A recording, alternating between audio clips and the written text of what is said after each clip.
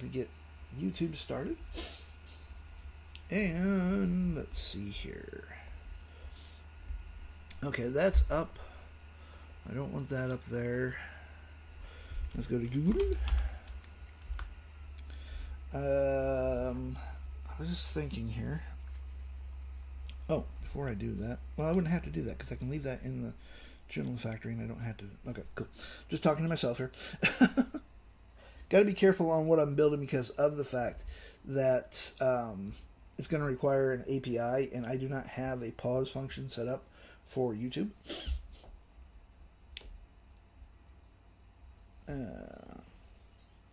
So, go to settings.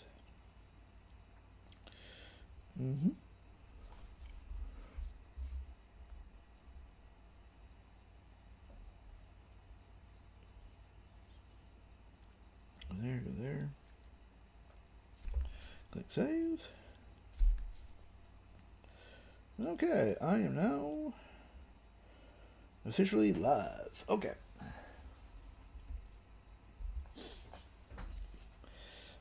And let's see here. You can actually see that. Okay, cool. Now, let me just send this off to 1,000 people.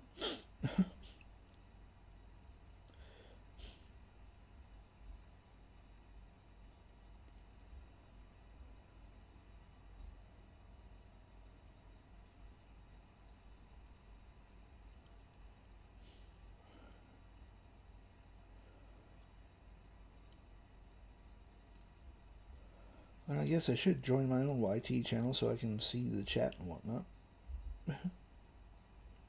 Oh, yeah, that might be nice. Yeah, exactly. But that's what the laptop's for.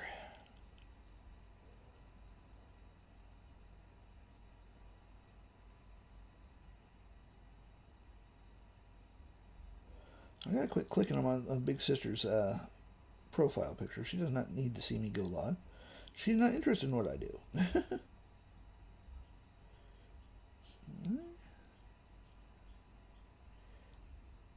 And good morning, by the way.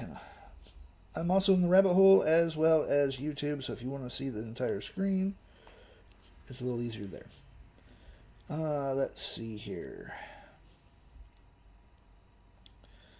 I don't remember if I sent that to Val again or not, but I'm worth getting a double notification from. You did. Oh, okay, cool. I couldn't remember. Let's see here. Let's go black.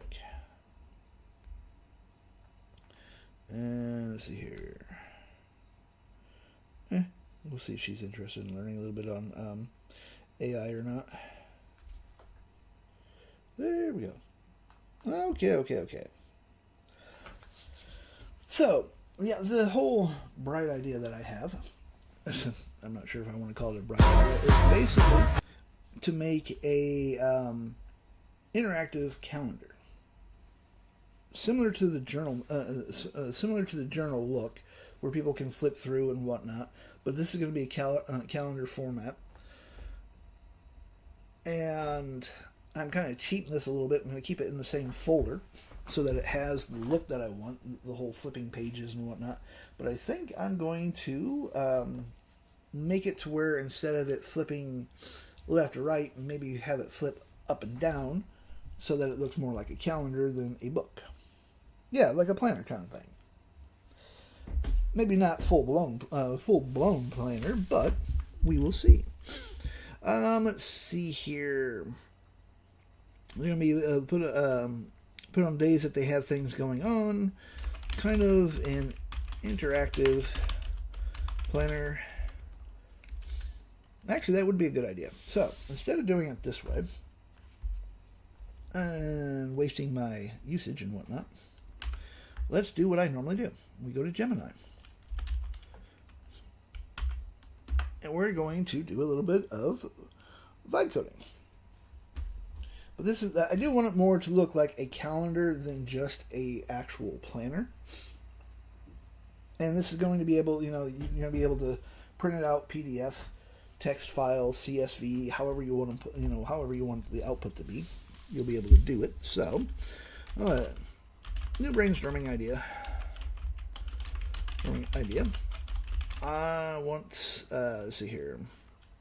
I want to build an interactive planner. But this is going to end up looking more like a calendar and a planner. I think that will work a little bit better. Again, this is how I start with my ideas. I literally go to Gemini because I'm going to have Claude Code actually build the entire thing for me. But I'm going to start brainstorming, and this idea just popped in my head while I was about ready to go to sleep last night. I guess that was the perfect time for my brain to say, hey, instead of sleeping, let's come up with ideas. You don't need sleep. We'll sleep when we're dead. So, we're going more like a calendar and a planner combined. So, 2 sections. Oh, that will be fun. That's got to be fun. By the way, just to let you guys know, I am on YT as well as in the rabbit hole. And here, it just makes it a little easier for people to actually see my screen. And if TikTok ever gets off its butt and makes it to where we can actually mark ourselves branded as well as AI material, I would actually be able to run off of their studio. Let's see here. I'm just setting up on there because I keep telling people I'm there and I'm not paying attention. All right, there we go. But we're gonna start with the brainstorming and simply just say, okay, I want a calendar and a planner. The pictures that will be provided will be on top, and the bottom section will be the calendar. There will also be a section that they can switch to the actual journal, the actual planner. The user will be able to highlight things with different colors, plan out their day, week, and month. Let's see here. We also want to do a social. I know what we'll actually do. What we'll do this week, day, week, month. The target market will be those people that do social media. So they should be able to plan out their lives, their social media posts, be able to track how well they are doing, and all that good shit. There we go. And now, Gemini is actually going to act as a sounding board, and I can continue to come through here. So let's see here. This sounds like a powerful hybrid tool by merging a visual mood board or a gallery with a functional scheduling engine.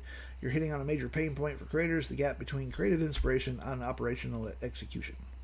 For social media managers and influencers, vibe is just as important as the timestamp. Here's a breakdown of this. And hey, Top, how you doing? Thanks for swinging in. Oh, thank you for the gifts too. Ooh, a glow stick. Actually, I should really probably turn on the light. Hold on a second. It suddenly got dark in here. Oh, let me. And he said, "Let there be light." Who? What I'm doing is I'm going to vibe code into existence a calendar / planner, and it's going to be similar to the Journal Factory. We're going to be able to either put these out once you have the program. The idea here is that you can actually start making your own journal planners. I'm, as usual, right now I am using Gemini because I'm just talking with Gemini as the brainstorming. No, this will not be a generator. This will be a full-blown program. This is going to be a full EXE program, executable program for Windows and then I will convert it to Mac and hope and pray to the digital gods that it works. But the idea here is literally a calendar that has pictures, from my pictures, the whole AI thing. Have the calendar on the front part. Then they can hit another tab and go to the actual planner. And this will all be a kind of like an interactive planner, so it would end up being like an HTML file, more than likely, that we will end up producing using this program. And then you could actually sell the that actual file. It will have it set up to where they can export the information if they want to like a PDF, TXT, and or CSV for printing and stashing and all that good jazz. Oh, and I will be showing off my seamless video because it actually works. Yay! I got it working last night. Took me a little bit. Between that and working on a program for Bell, who was gracious enough to give me the idea, it was a busy night last night. So we have the split screen interface to keep the UI clean but functional. A vertical split or top bottom layout ensures the creative asset stays on top of the mind while the user handles the drudge work of scheduling. Top section. High visual previews of schedules, posts, or vibe boards. A quick scroll bar of images, videos ready to be dragged onto the calendar. Maybe. Bottom section, the toggle seamless switch between a high-level calendar, month, week view, and a granular planner, daytime blocking. Color-coded highlights. User can brush over time slots with color. Red for deep work editing, whatever. That's actually kind of a good idea. Social media command center. Since the target market is social media professionals, the planner shouldn't be just a do list. It should be a performance tracker, post layering, ability to stack icons on a single day for different platforms, which is very true. That's good. And an analytical overlay, a toggle that pulls in how well they're doing. You can display mini spark lines or heat maps directly on the calendar days to show which post times yielded the highest engagement. So that could be actually do. Hey, Coco. That wouldn't be too bad of a feature. The deep plan mode, when they switch from calendar to actual planner, the focus shifts to the individual day. Scripting area, a section to jot down hooks, captions, or video ideas alongside the hourly schedule. Checklist automations, that doesn't sound too bad. Let's see here, use robust database, local database like SQLite. Yep. The calendar engine, a custom Canva-based grid to allow for smooth highlighting and color brushing. That's not too bad. API integration. Build a dedicated sync mode that uses, the env file that's just easier to hold any and all API keys. So that's not too bad of an idea. Let's see here. The social media edge. To make the stand out from basic apps like Google Calendar or Notion, consider adding the burn rate tracker, a visual gauge showing their posting consistency versus their goals. That would actually be kind of a cool idea. Calendar pillars allow users to tag days by theme. Educational behind the scenes, so they can see at a glance if their content is balanced. Might be a good idea. What do you think about the highlighting mechanic? Are you imagining it more like a digital highlighter pen for time blocking, or more like a tagging? More like a pen. More like a pen. And the other idea, if this works, would be to expand on the planner / calendar so that we could make more planners for different groups of people, and then just this one target market. So you never know how these ideas are going to work until you actually try them, but by actually talking to Gemini, reading what it has to say, it makes a really good sounding board for us. The digital pen approach for highlighting is a game changer for UX. Instead of clicking through menus to set a calendar, letting a user simply paint over their schedule makes the tool feel tactile and alive, which is what we want. Scaling this to a multiverse of planners is where the real business potential lies if you build the core engine correctly. The social media planner becomes just the first skin or module in a much larger factory, which is what we want. White label architecture to expand into different markets. You don't want to rewrite the code every time. You need a core engine that handles the calendar, logic, and pen mechanism, while the top section and data takers are swappable. So that would work. High level, let's see here. The vibe controls. Now, how can we incorporate Claude's API into the planner?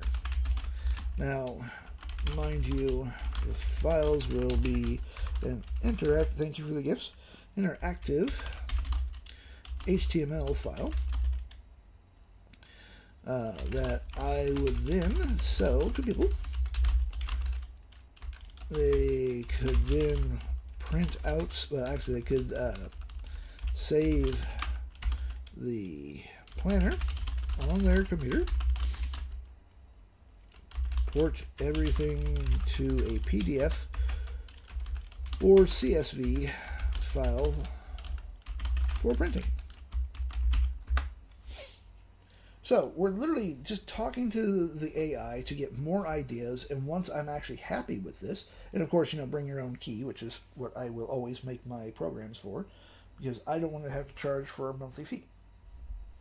I don't want to mess with that shit. It's a pain in the ass. Thank you for the gifts. It's easier just to tell people, hey, bring your own damn key. Now, some programs do not need an AI. Like this here. This is my lovely little seamless production house. What this does is this will literally make an entire movie completely seamless. You will not see any. You literally will not see any of the blank spots or jumping around or anything like that. Let me just chuck a few more photos here, and I will show you what I mean. We'll do that, and let's see here. We'll grab the last one there. Okay. Yep, hold on a second. Let me clear this all out. Let's try this again. I'm going to grab those ones there. And let's grab the dragon one, that one as well. And find that one. There we go. We'll open those up. So as you can see, I have loaded 1, 2, 3, 4. Instead of counting, I've got 10 photos up. We're literally going to use this as a photo shoot, slideshow, but you can use actual videos to do this if you want. We'll keep this as I need to change the name so that I can actually find it once it's done again. We're going to loop everything. Testing 1, 2, and 3. And then thanks for watching. Now, as you can see, I've actually set the outro and intro to this. It's literally, the intro will be the very first slide. I have it so that it stays on screen for, let's see here, 6 seconds. You can literally control how long you actually have this set up as. Each of the photos will stay for 10 seconds before they actually transition into the next one. You can do this different resolutions, however you want to do it. I always just keep, I literally just keep it as matching clips for right now, and we start rendering. No API involved in this one, so I don't actually have to use an API for every program, which means you don't have to use an API for every program. You really have to decide on, do I need an actual AI in this program? It's like with HTML generators. You do not need to put, and you should not put, an API into an HTML generator unless you want it to generate photos. If you wanted to actually generate the photos inside the HTML, then yes, you need an API to do that. And then that becomes tricky because you have to protect your API key. You have to set up a monthly fee for people to use, unless you're using it yourself, of course. but you have to figure out, before you even start with making a generator or something like that, you want to figure out in your own head, okay, do I actually want to make it so that the user can actually see the photo being built inside the generator, or do I just want to make a prompt generator? I prefer doing the prompt generator. They're easier. I can sell the generators myself, and I do not have to worry about an API key. Now, you could technically do what I'm doing with these programs. Basically, bring your own key. You could put up a slot that tells people that, hey, if you put your API key in here, the photo will actually generate within the HTML site itself. But to me, that defeats that purpose. Because with the prompt generators, you can go to CArt, wherever the hell you want to go, and there's no need for messing around with API keys. So let's see here. Since you're selling HTML files, so you don't want to build. You don't want to build for their AI usage. Create a settings tab where the user puts their own key. Yep. Use local storage, which I would actually use the local env file. So here we go. Vibe to post. The user writes a messy brain dump in the creative section. They hit a Claude button and it generates 5 TikTok hooks, 2 IG captions, and a post scheduled based on that vibe.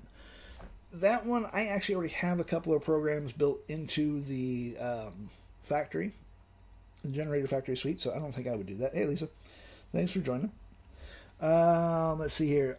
Automated highlighting can analyze a list of tasks and paint the calendar for them using your pen mechanism.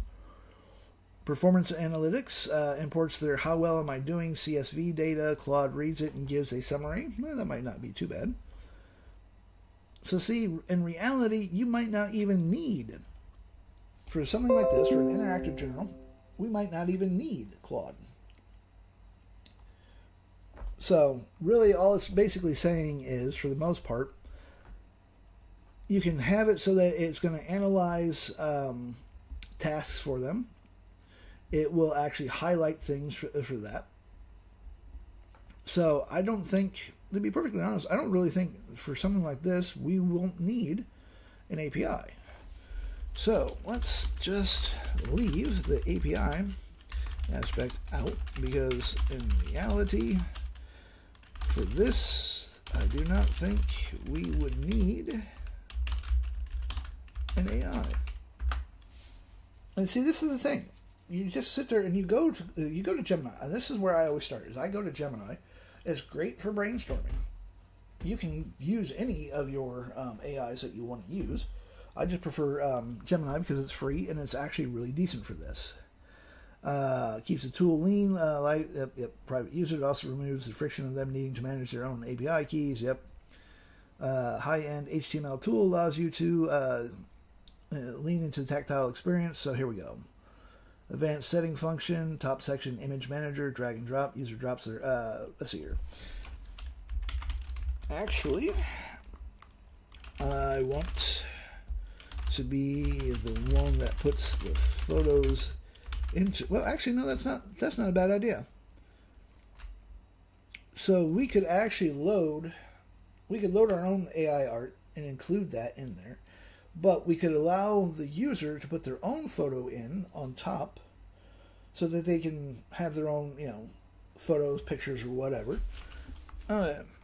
Let's do it this way. Let's make it so that the user can load their own photos on top. On top section of the calendar. Or I, the builder, can put photos in and ship it that way, and still let them change or add photos to the top of the calendar. And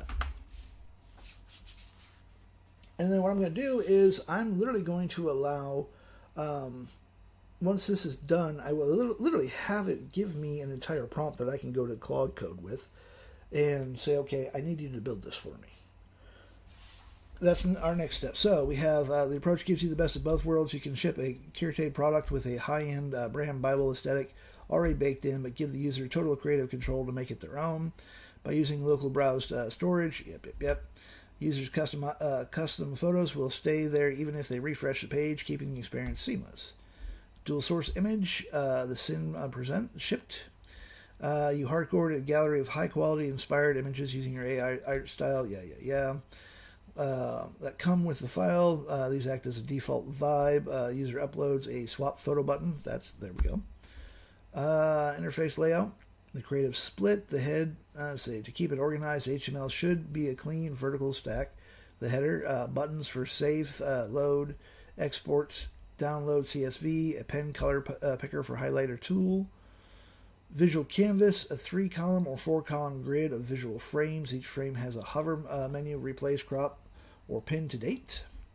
Feature idea. If they pin a photo on the May 20th, a tiny version of that photo automatically appears on the May 20th block in the calendar below. That might be kind of a cute idea. So, bottom section, the interactive grid, calendar view, planner toggle, making it sellable as a file. The state saver, you can include a button that downloads a small TXT or JSON file containing all their text, highlights, and image references. They can name it, whatever they want, and load it back anytime. That's actually a good idea, the state saver. Print ready CSS, use the high contrast CSS specifically for, that'll work. Scale to the factory. To make the planners for different groups, you choose the initial state of the HTML file. Fitness, that's actually good. Okay. I love all the ideas that we have talked about, and let's go ahead and write out a full tech prompt for Claude Code so that it will fully understand what I want. Let's mention the journal factory, which it will have access to, so it can use the same movement functions I already have installed there. Also list 15 potential bugs that Claude will need to get rid of before the program goes live. Now, by literally telling it to give me 15, I found that by telling it to give me 15 potential bugs, Claude Code is going to deliver something that is going to work damn near right. I'm going to say about 50% of the time. Whereas without the bug report, that very first time, you're guaranteed not to run properly. So now, by including these bugs, I have a 50-50 shot of the product working the very first fucking time. So, we're going to go, and here we go. It's already finished. Alright, so this is a solid move by leveraging the... Yep. Here's a competitive document. Project name, interactive module planner. There we go. Format, standalone. Structure, bottom section. And the beautiful thing is, let's just grab all of that now. I'm going to control that. I'm going to go back to Claude. Now, this is Claude Code. This is literally the app, Claude's app. As you can see right here, boop, I literally have it on Claude Code. I prefer using Sonnet, I'm using Sonnet 4.6. I just do that to keep my usage down. But to be perfectly honest, probably Sonnet, the newest Sonnet, which is, Opus 4.7 would do a little bit of a better job, but that's going to chew through tokens like crazy. So, I just keep it down here. And let's go to, okay, I have this plan. I'm going to post that in there. Before you build, start by asking any questions. I gave you access to the journal factory because I want the way of turning the pages to be applied to this new program when they are going from day to day, just to give it more of a real feeling. Boom. Hey, Francis. So, we're going to literally let Claude Code actually build its thing. Now, yep, okay. The seamless production is actually done. So while Claude is going to be asking questions, we're going to go to here and crap, I forgot what I named in my file. Let's see here. Thanks for watching. Test. Yep. Oh, I knew it's test 1. All right. Here's the video that the seamless one just made.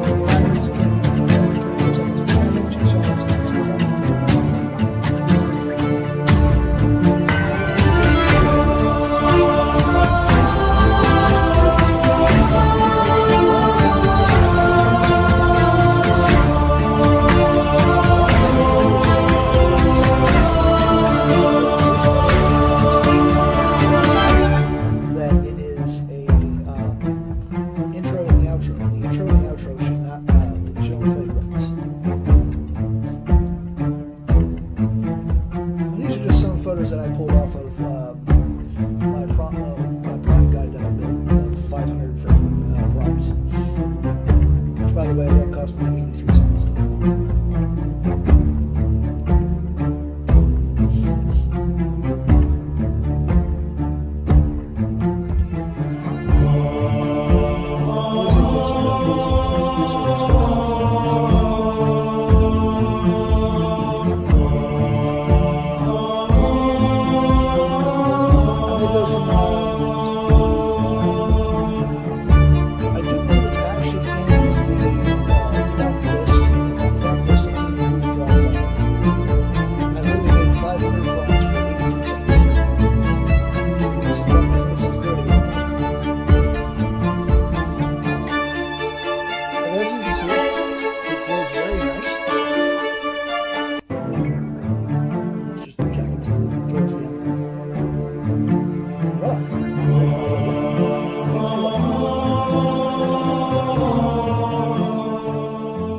Yeah, the prompt list from yesterday.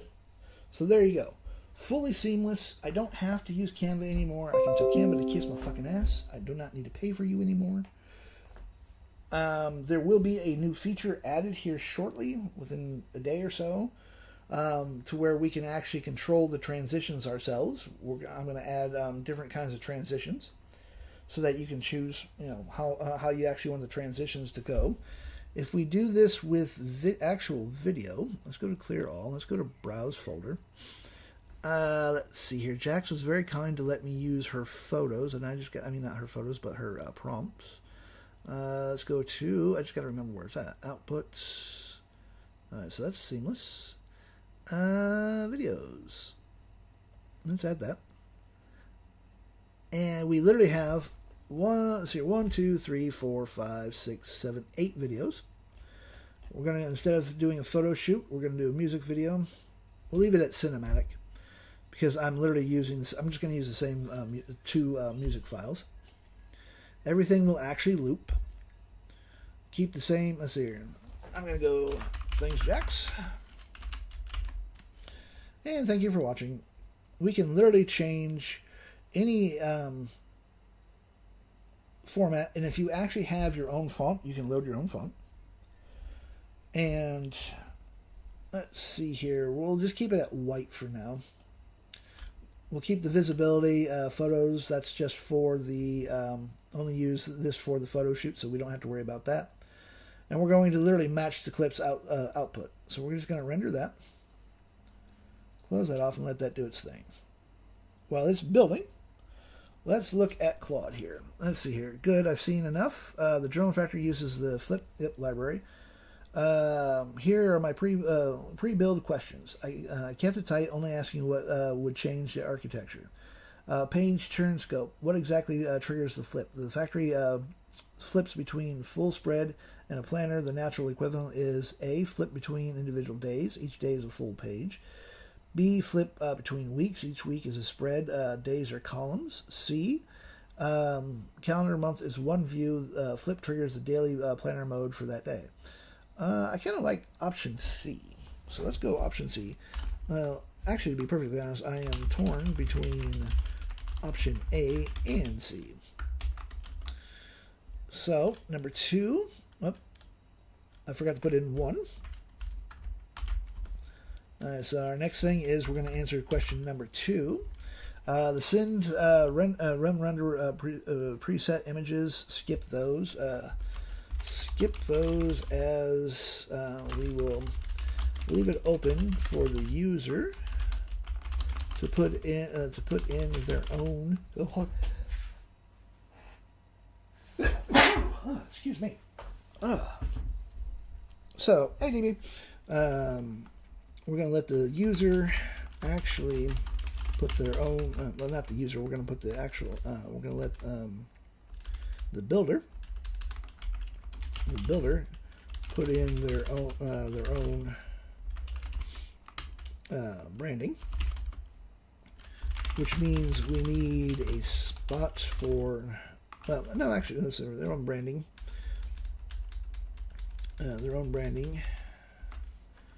color wise, as well as loading their own logo. How you doing, DB? How was the meeting? How was that little cruise that you were on? It looked like fun. And were you sober enough for it? You said you'd had a couple of drinks. Hell of a view, though. Yeah, it would be a great weekend starter. Oh, and by the way, I don't know if you saw my message. When you were zooming out, there looked like what it was a wall there. You said you didn't know what it was. That wall is a reef. It's basically a man-made reef. It's designed to kind of help protect the harbor. Just kind of settle Mother Nature down just a hair to make it so that you have a little bit more of a smooth ride, and then you get a lot of idiots that like to fish on those things.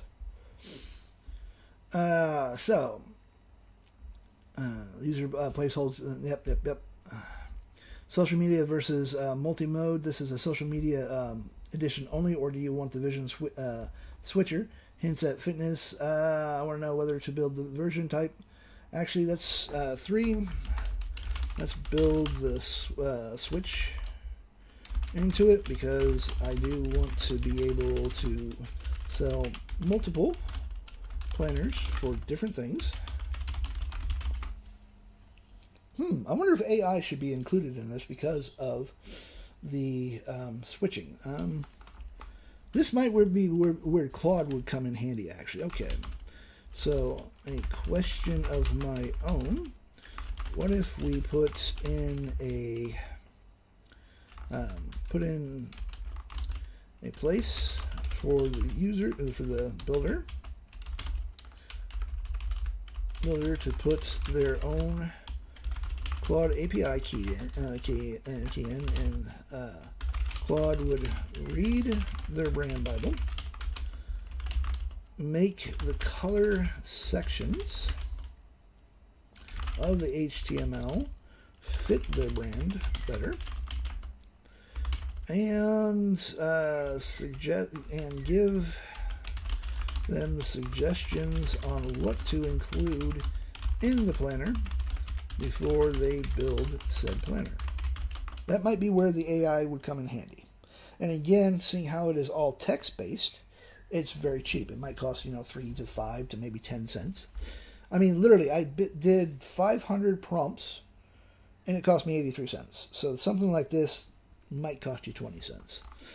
I'm like, what the hell's going on? No, that's the YT still flipping through. Boy, YT is slower than shit today. Oh, well. It's lagging, but it's still up there, so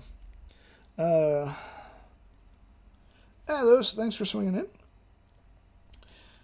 And let's see here. So before they build said planner. So question number 4. Again, I always brainstorm with Gemini.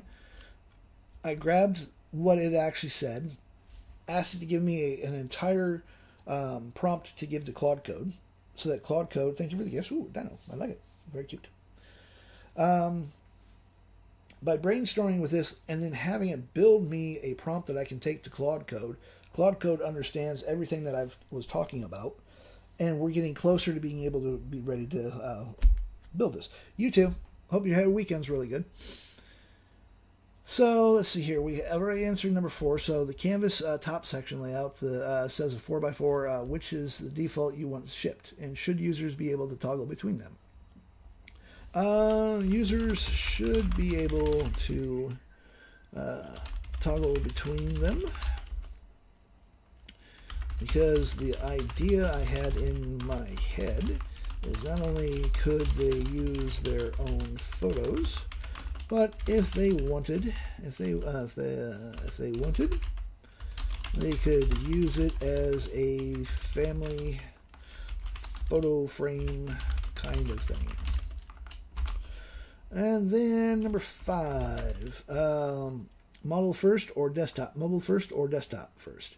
The highlighter pen is tricky on touch. No, this will be for desktop only, as this will be a full exe program.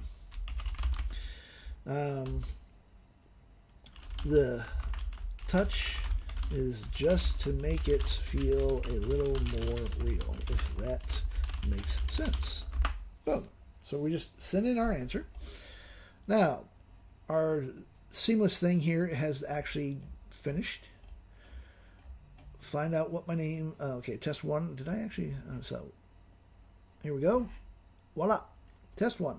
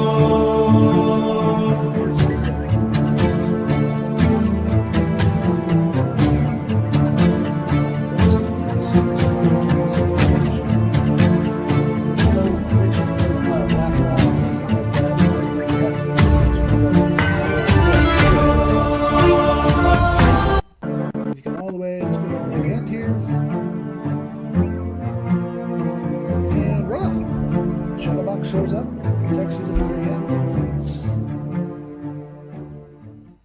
and that's where it ends. So now I do not have to use Canva or CapCut to make these videos. They can kiss my ass now. Why should I pay a monthly fee and let them actually be able to use my material? Like with CapCut, basically, if you use CapCut, they have said straight up that anything that you make, they can use for free without giving you credit or anything else like that. So why bother with that? Now this program is $277 and it is now up on my store. There is going to be an update to it, which anytime I make an update, it is 100% free. I don't say, oh, hey, I made an update and you're going to have to pay an extra $20 for that update. I don't do that kind of bullshit. A7. But the new update that I will be planning, that I'm planning on doing, is it will literally be a full. It's going to be a full ability to control the transition. It will have different transitions. I will see if I can make it to where we can actually set the transition speed as well. So if you want like a slow fade, you could do a slow fade to it, things like that. No, there are no little dots. Literally, I literally saw no little dots between the fades. Even here, like this one here. So this is the Photoshop. This is the Photoshop. And it just fades the photos in, fades the photos out. Movie-wise, I don't see any little dots or anything like that. Hold on a second. Let's just pop that video up.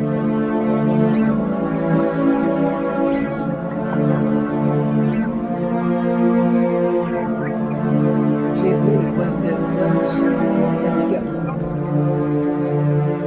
So there are no little dots. That dot is just basically, it's literally blending all of the things together. It's smooth. There's no interruptions.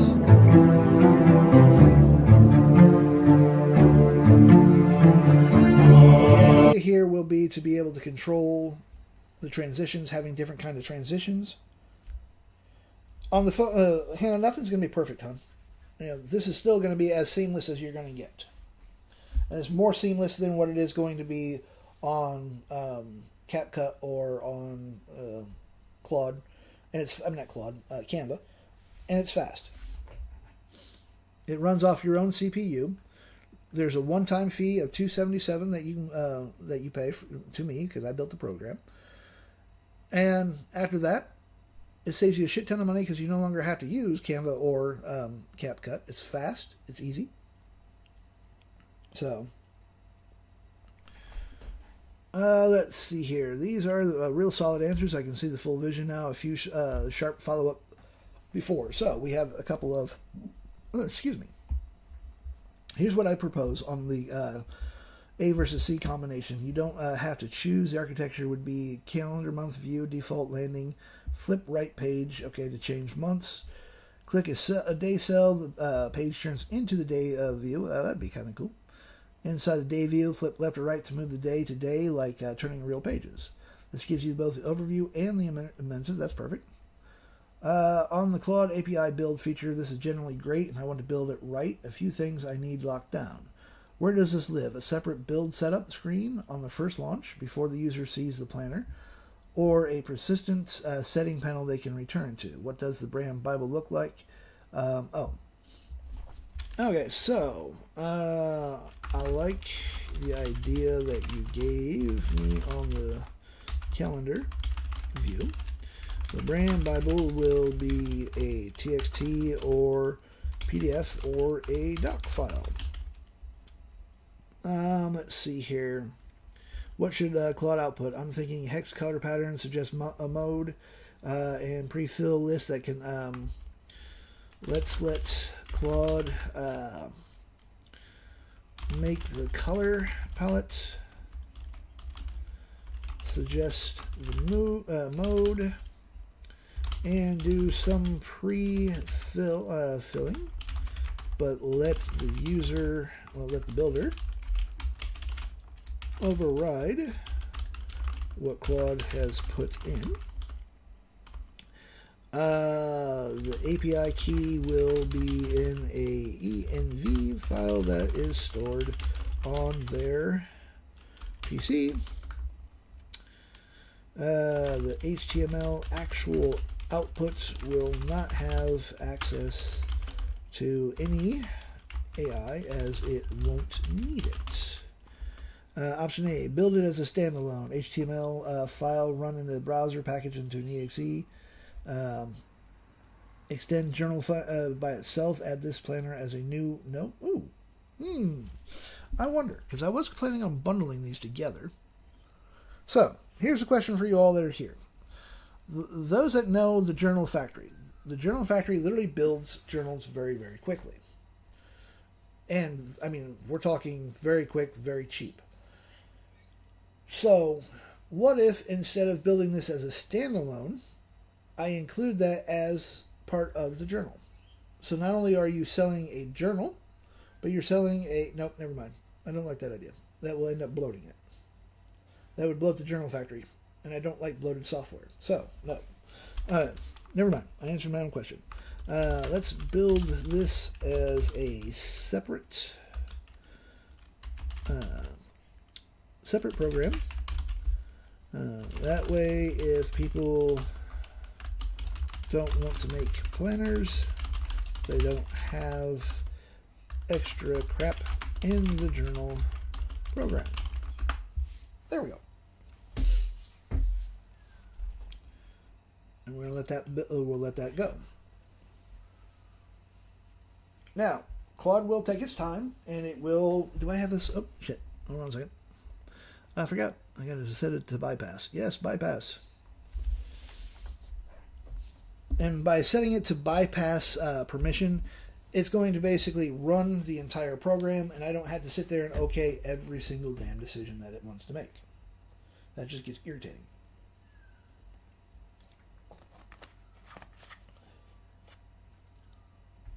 Yeah, I don't do bloated software. This way, people can literally do either journals, or they can have it as planners. I'm going to bundle them together, mind you. I will do a bundle as well as sell them separately. But I will bundle these two together. That way, if people want to make journals and whatnot, they can actually make journals really quick. But I don't like bloated software. Because I don't see the point in... Okay, just as an example, say that I sell the Journal Factory to Hannah. Hannah has no interest whatsoever to do planners. She just loves the idea of making journals. So the planner section would just sit there, collecting dust. It would be taking up resources on her computer, potentially slowing her computer down. I don't do that. I don't like software that does that. I don't want to buy a piece of software that's got 1,000 bells and whistles and I'm only using 2. It makes no sense to me. Okay, so what's the next question that it has? Perfect. The architecture is clear. Let me lock in the pieces. One last question. Modes at launch. The TRD confirms social media and fitness. I want to ship with a sensible starter set. I'm proposing social media, fitness, business, and custom. Blank slate. Wow, that's perfect. Drop any you don't want. Add any I missed. Actually, I like that. Custom, I always keep as a fallback. I like all 4 options. So let's keep it how you suggested. You suggested the TRD. Let's see here. Also flagging new Python dependencies the build will need that aren't in the current requirement list. I'll add these to the existing requirement and create a planner build, as a complete separate program. From the factory, the output will be a single portable HTML file using the same caching page style flip. Once you confirm these, that's perfect. Just remember that I do want to turn this into a program that will build the HTML output. The HTML output will then be able to save everything as either a PDF, a CSV, or a JSON for loading it back up at a later date should something happen to the HTML file. There we go. I always like reminding Claude on a couple of things, and yeah, it does chew into my usage, but that's okay. So we let this go, and now, while we're waiting for that, let us go forth and build an HTML generator, just for shits and giggles. But what I need to do is I need to go to Claude again, switch my account. Let's see here. Wait a minute, which account is on my Claude here? Oh yeah, that's definitely ain't gonna work. Let's log out, because that one's locked out until like Sunday. Let's go to my email. Go to here. And yep.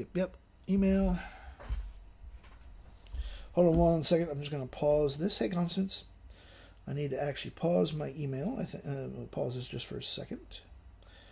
Go to here. Let's see here. Where is my email? This is the only problem that I have with this.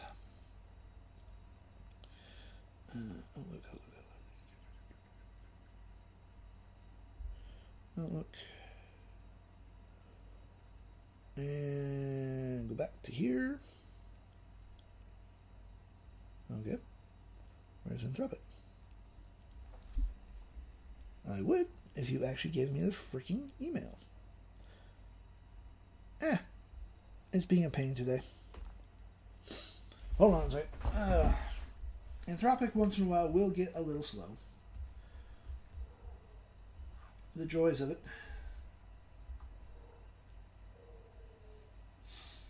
Let's see here. No.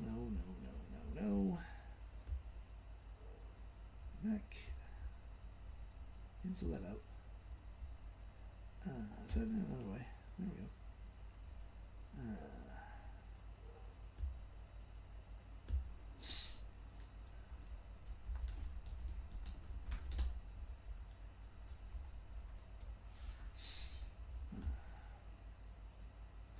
Okay.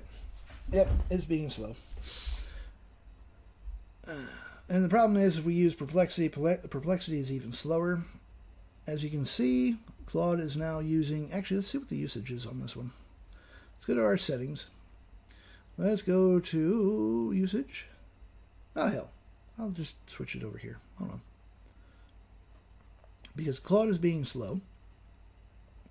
We'll log in here. And we'll do the grumpy one.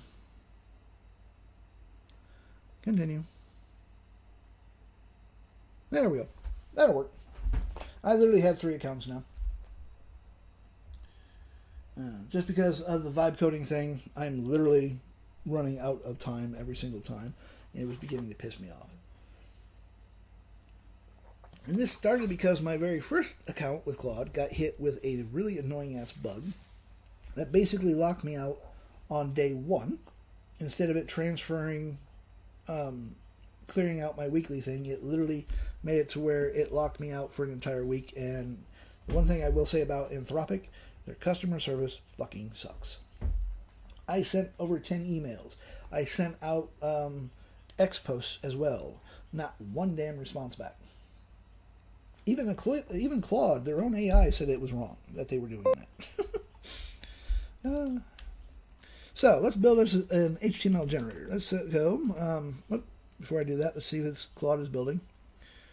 I always like to go back to the settings and make sure that it's still working. It is still working. All right. I want to make a HTML generator. And let's see here. Let's just go. This one will be. Yeah. They actually need. Anthropic needs to get off their ass and have a way better customer service, because the only thing that you get is their chatbot, Finn. And Finn will take you around hours just trying to get it to to throw it to an actual human being, and then the human beings just basically delete it. That's my only. That's basically my whole entire thinking is, a real human sees it and they're like, screw it, it's Finn's fault, and deletes it. You know. So, so I want to make an HTML. This one will be. I'm just trying to think about what I want to make. Oh, I know. One that I haven't done. Obsidian. I can't even spell obsidian. Obsidian statues. Gotta do the puzzle. Still don't know why I have to do the stupid puzzle thing, but hey. There we go. At least TikTok's making that puzzle a little bit bigger so that it's easier for people with fat fingers like me to do the thing. So, obsidian statues. I need 30 options per drop down. First option is none. Let's see here. I don't even remember if I have the skill set up for this. Because I've been dipping into skills on Claude, which I really like because I can load my personas up as a skill. And then use the trigger here. I need an HTML generator, and I don't have to type everything out, so we're just going to give that a try. let's see, all statues. Let's see, spell statue right. Statues will be both real and fantasy creations. I need location, types of statues, full camera control, full lighting control. Actually, let's see here. First option is not one, it is none. Got ahead of myself. The rest is to be in alphabetical order. Let's see here. Let's see. Camera control, lighting control, shadow control, and any other drop downs you feel that this HTML generator needs to be a truly impressive drop down and generator. So our next thing is I want a photo prompt, a video prompt, well, video script prompt, what else do we need? Let's see, video script, Suno music, and an animation script, and a really impressive visual background. Give me the full HTML code. So, hey Joe, how you doing? Hope you're going to have a great weekend. This is the prompt that I'm going to have, and we're going to see if this skill actually is in here or not. Because I didn't tell what buttons I want and what not. Yep, okay, cool. See where it says reading the Architron skill, which was right here? I literally took my persona Architron and had him turned into a skill for Claude. So I can get away with a little less creativity because Architron has everything in it that I need.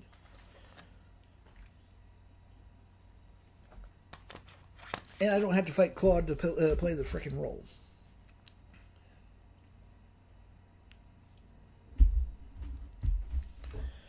Now, let's see how our planner is going.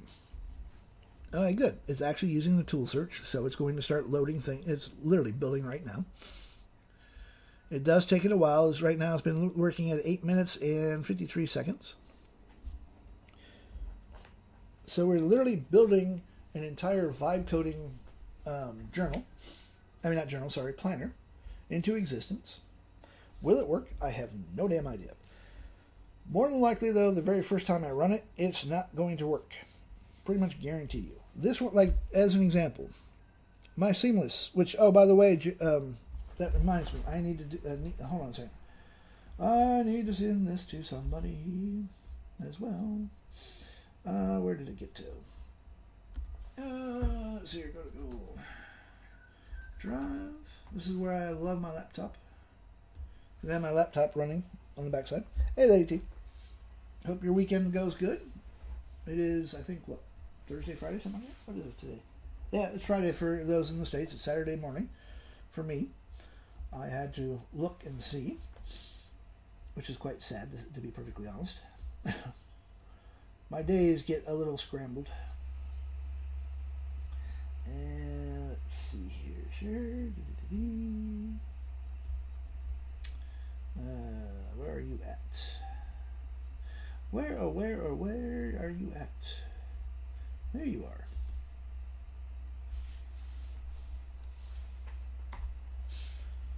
Jim, check your message that I just sent you on the other platform. That starts with a D. TikTok gets really pissy when I start mentioning other platforms, which, to be perfectly honest, that's fair. I actually have the Seamless Production House actually fixed. 100%. It is now up and running. We can make multiple movies.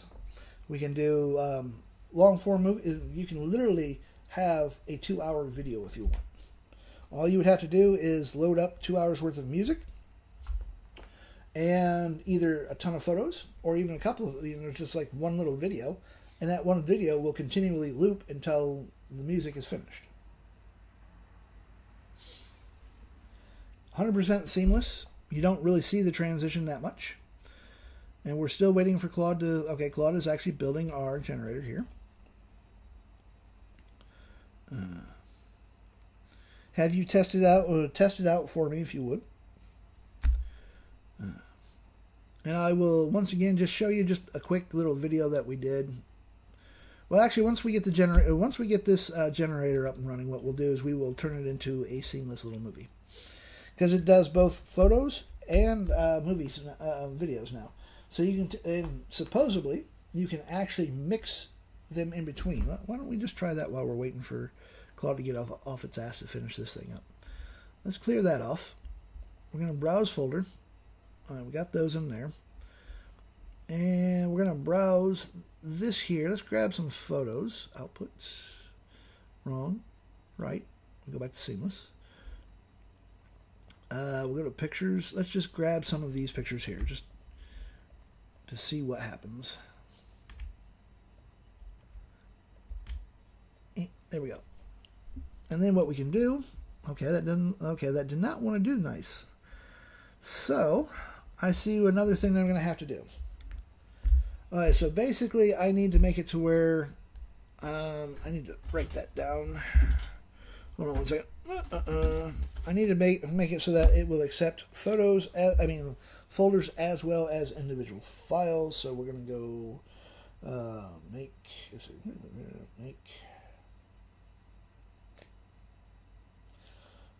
so it takes folders and individual files.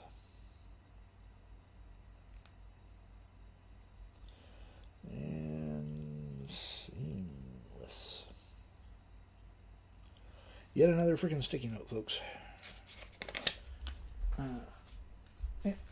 There we go. I will decorate my laptop with them. So what we're going to have to do is we're going to have to cheat this a little bit. Let's go back to Seamless. Go to my pics. We're just going to grab a few of them.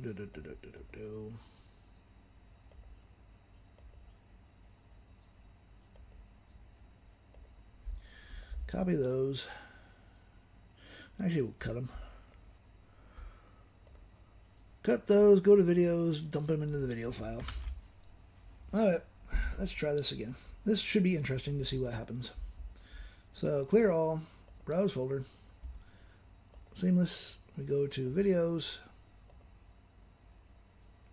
and there we go. So we now have the PNG. Let's just move the PNG file down.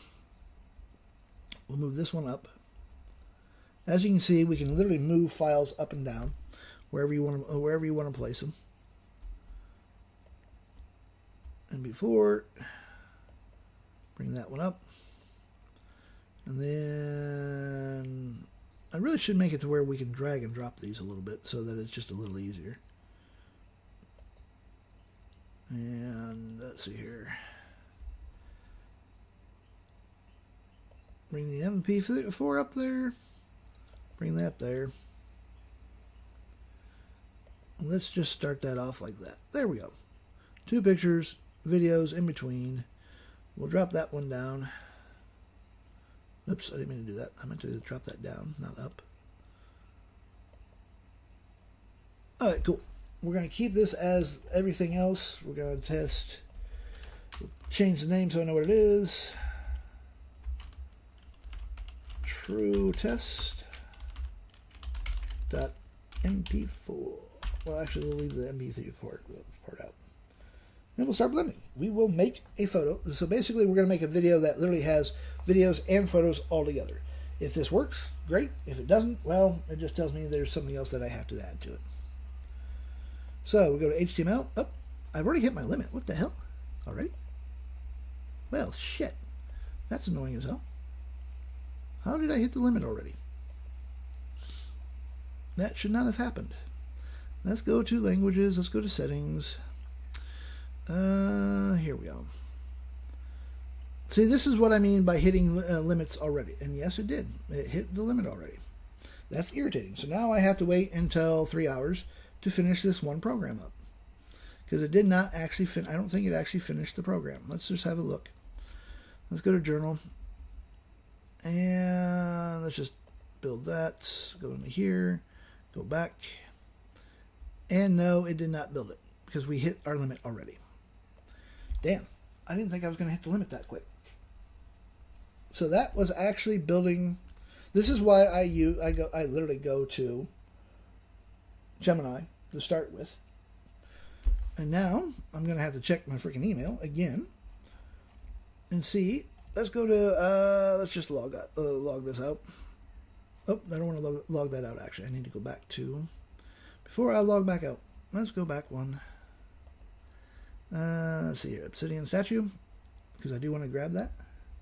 Download that. I'm not going to try that in Alright, so here's our Obsidian statues. So what I need to do is leave that alone because I will screw things up if I switch accounts on Claude Code. So I just have to wait for however long it was. What did it say? Like 2 hours or something like that? Settings. Go to usage.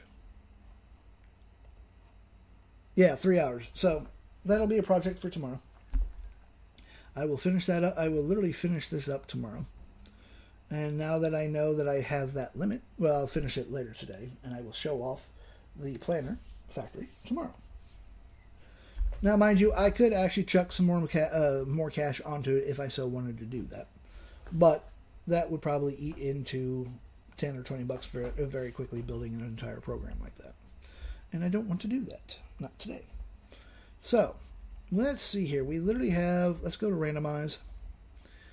And as you can see, we literally have all those good jazzes. Oh, and we actually have a little bit of some stars, I guess, in the background moving and whatnot. Let's copy this. And we're going to go to CArt. And we'll see what this does.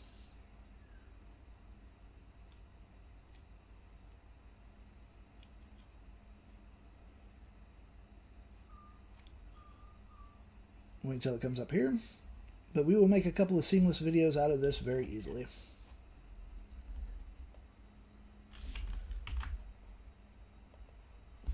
And at the same time, let us go to producer.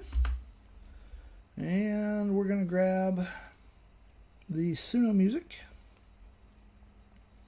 Copy that.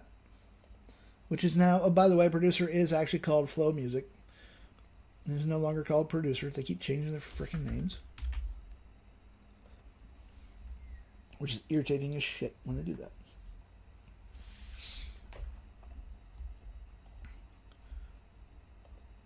And I am covering this up just for a second, just to be on the safe side, because you all know how sensitive TikTok actually is.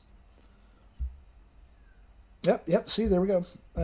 Restricted in recommendations for 10 minutes due to reproduced content. It is not reproduced content, such as pre-recorded or copied content. Bullshit. I'm going to appeal that. See? TikTok does not like me. Does not contain this. Bastards. See, this is why I'm honestly thinking of switching it. Oh, here we go. These are actually kind of cool. Reproduce content languages.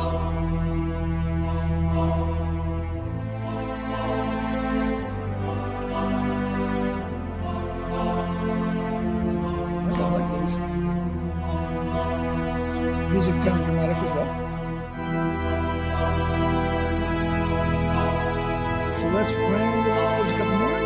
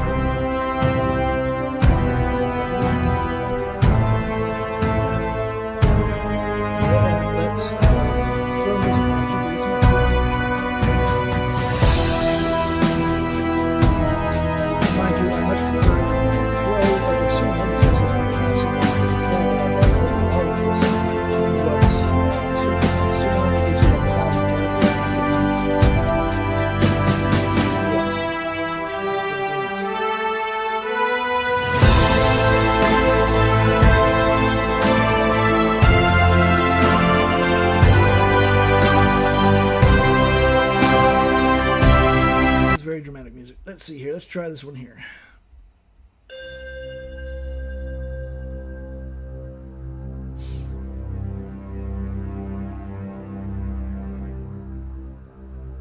Well, these aren't actually too bad.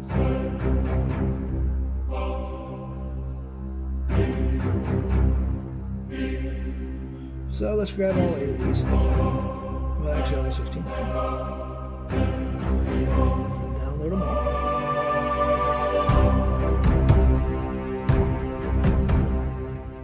And we're going to put them into the reducer.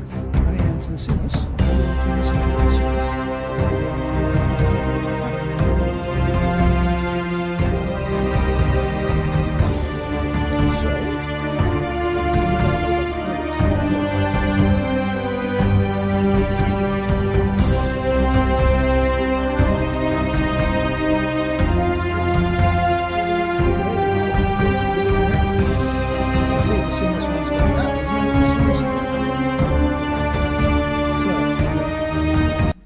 Pause that. I'm going to download this because I do like that music. That music has potential for a lot of other things. And we'll just download this one as well. MP3. Find out what I rename. Okay. True test. So let's see how bad this screwed things up, shall we? Let's go to output. Look for true test. Here we go. Let's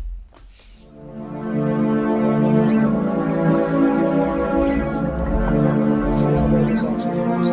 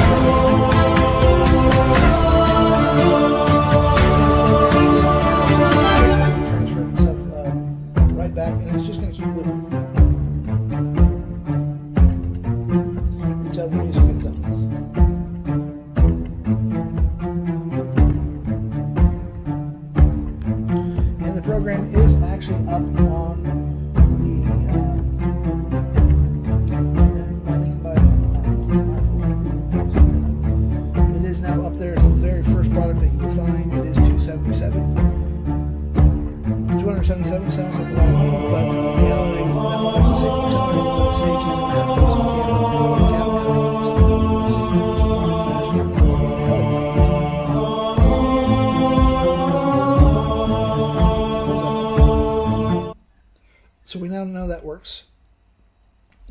And we also know that I literally have to put everything into the same folder. So I literally I'm going to change that aspect so that it will actually take individual files as well as folders. So if you have as an example, I literally have pics here and I have videos here.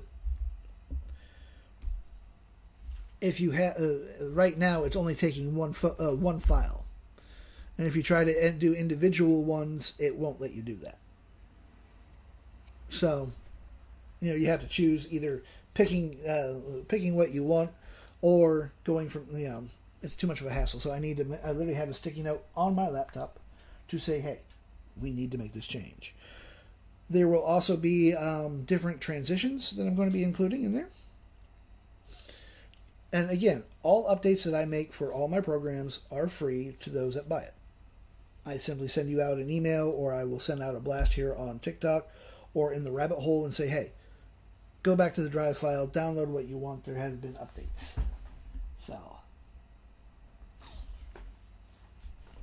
let's make another really quick video. I need to extract this.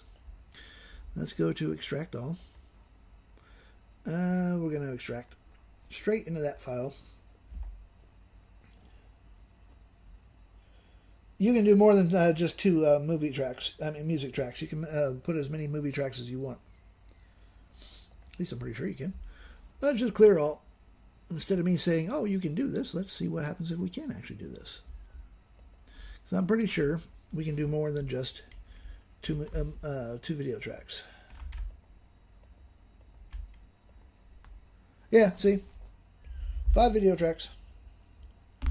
You can load as many... you can literally load as many movie tracks as you want. We'll leave all 5 up there. And we're going to just browse my thing there, just because that just will be the easiest way to do this. Instead of moving everything. Click that. And statues. We're going to change this to hold still, dim it.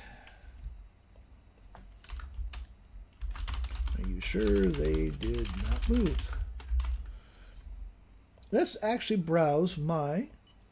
Let's go to down... let's see here. I got to go to D drive. Hold on a second. This is another feature that I have not tried out, so let's see if we can break it or not. And let's go to fonts. There we go. We're going to load up... let's just grab this one here, because this actually doesn't look too bad. We're going to grab that, and we're going to see if it changes the font or not.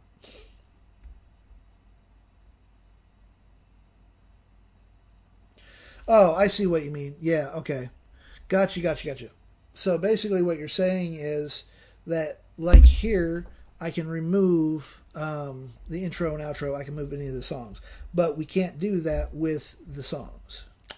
Good point. See? This is why you have testers, and you have people buy things from you, and they make suggestions. Hold on a second. Seeing how I do this mostly on my laptop. My laptop already has 9 freaking sticky notes on it. I'm not going to put another freaking sticky note on it. Okay, so we need to make seamless. Let me see here. Make it so that the folders and individual pics combine. Give us a list of the music we load so that we can remove any songs we want, and we need different transitions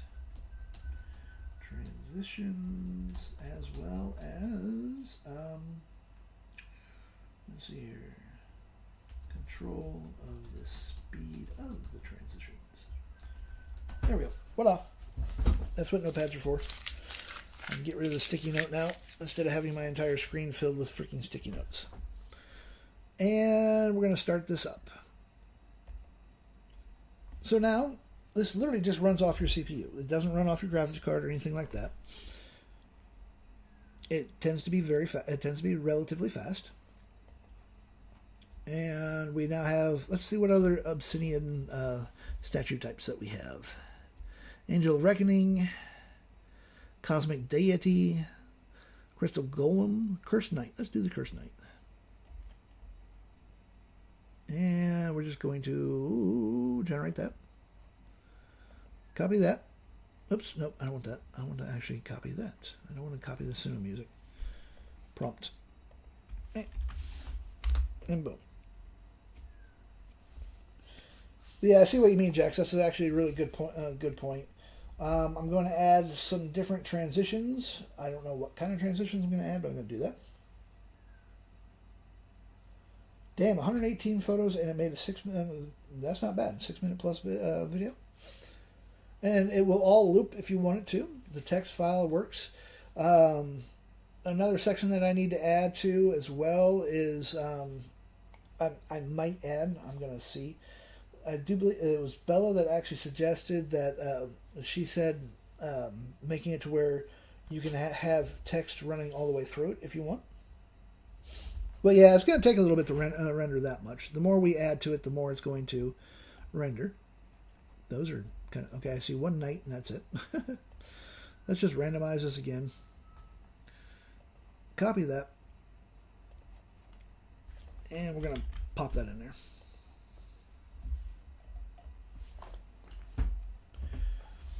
But the more, the more photos that we add, the more videos you add, the longer it's going to take to render. But it's still literally faster than CapCut, because you could spend 20, 30, 40 minutes doing something like this, trying to get the transitions just right. And then, you have to have, you have to pay them even better. I mean, you actually have to pay them a monthly subscription to do it. They can then steal your work and claim it as their own. And there's not a damn thing you can do because you signed up for it. This is all your works. You can make it an hour-long video, put it up on YT if you wanted to. You can make a 10-minute video and put it here on TikTok. And the entire time, we can be doing multiple things. I could set this up to run. I could go cook my breakfast. I can do whatever I want. Yep, hold on a second. I need to cover that up for just a second. Because TikTok's going to throw a fucking hissy fit over these ones. They're not bad, though. Yeah. All right, TikTok can't throw a hissy fit about that one. We'll see. Last time I said it couldn't throw a hissy fit, and what did it do? It threw a hissy fit. Yeah, so you got to be a little careful. Let's see here. Let's go. Let's randomize again. I already did Dragon Statue. This one... Worst thing is, it kicks me off, and then I say, hey, that's a bunch of BS. By the way, if I do get kicked off, I am on YT, and I am still in the rabbit hole. Link is in the bio. And I will be there until probably another 20, 30 minutes, something like that. Just in case. And so we have a new obsidian statue. What I can actually do, this doesn't look half bad, but let's just base 64 this sucker. Where is my injector? Oh, Mr. Base 64. We're going to go to the HTML injector, and I'm going to make this a little bit more visually pleasing.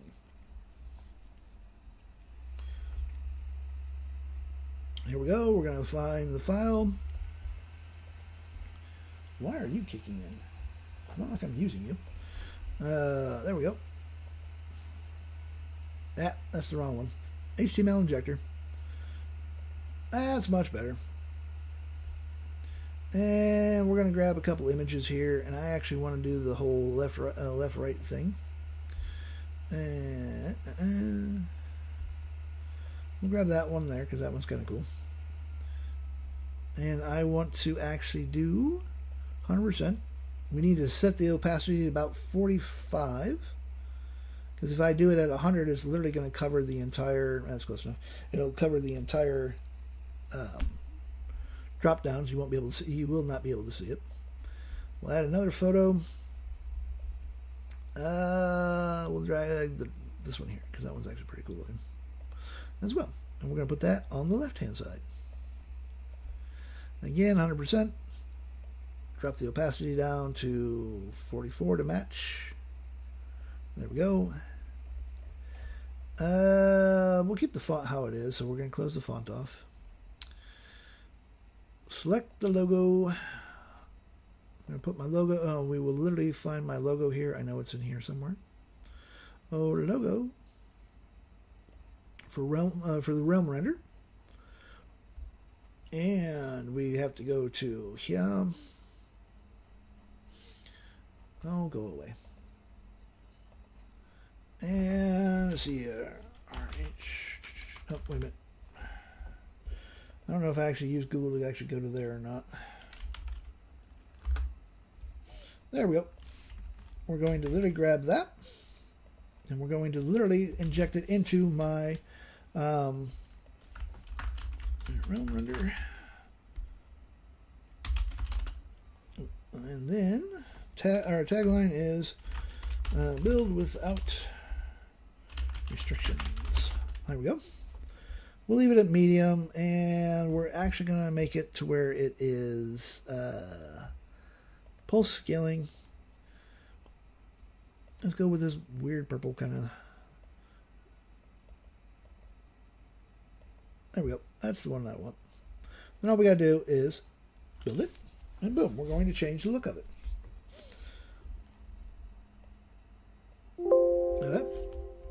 It was that quick. Click yes. Open up the input file. Set in that. And voila. As you can see, the pictures are too big. I'm going to have to shrink them down a little bit. But it literally has my pulsating logo. Someone clicks on it, takes them straight to the rabbit hole. Very fast, very easy, so I can actually sell this. But let's change, instead of having that at 100, let's go more to contain full image. Let's see if that actually works. Oops, we keep that as is. Thank you. And all we got to do is just build the HTML, rewrite it, click yes, click no, Control-Shift-R for those that are in Windows, and voila, there we go. That's much better. So, as you can see, I have literally injected 2 photos into it. And this is the, where's the original? That's the original that Claude gave me. Easy $20 generator if I so wanted to sell it for 20 bucks. Now, I've enhanced the shit out of it, made it look better. We now have a $40 generator just by adding, popping the base 64, adding a little bit more life to it.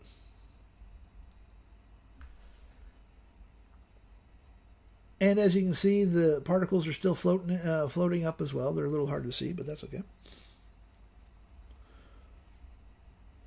I have my branded logo over here, so that when I sell this, it will sit there and bleep at people. And if they click on it, or they bring their mouse over to it, they're going to say, oh, hey, look, I can click on that. Where does that take me? And boom, that takes you to the rabbit hole. Takes you right to where my store is, and where Jax's store is, and the entire rabbit hole. Which, by the way, if you want to find my store, all you got to do is go to where it says website. Click on that, and it'll take you to it. So let's close out the rabbit hole, because we don't need that open for right now. And, our little video is done. What did I name it? Statues. Quite sad I don't remember what I'm naming my stuff, isn't it? Statues. Here we go.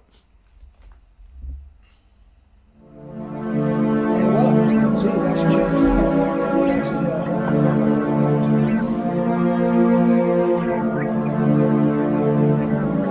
so the next step is to literally make it to where if I want to, I can actually add text across. And of course, the intro and the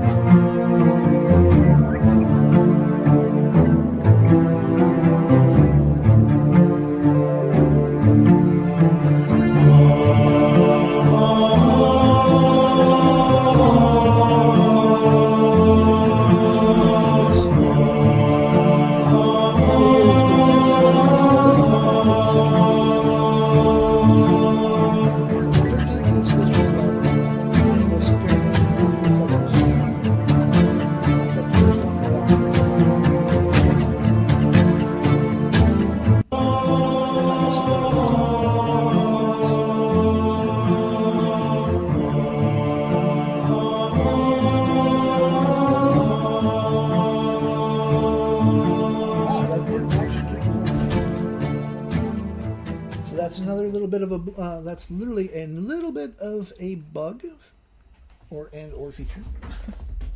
I meant for it to do that.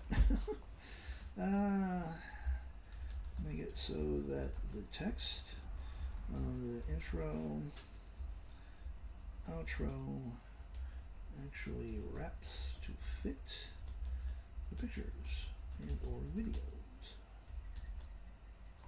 There we go. That's what Notepad's for. Make a note of it. But as you can see, I literally made a 14 long video. It's actually 14 minutes and 21 second video. Out of the 16 photos that I uploaded. Oh, that reminds me. Hold on a second. I need to check to see what the other one did.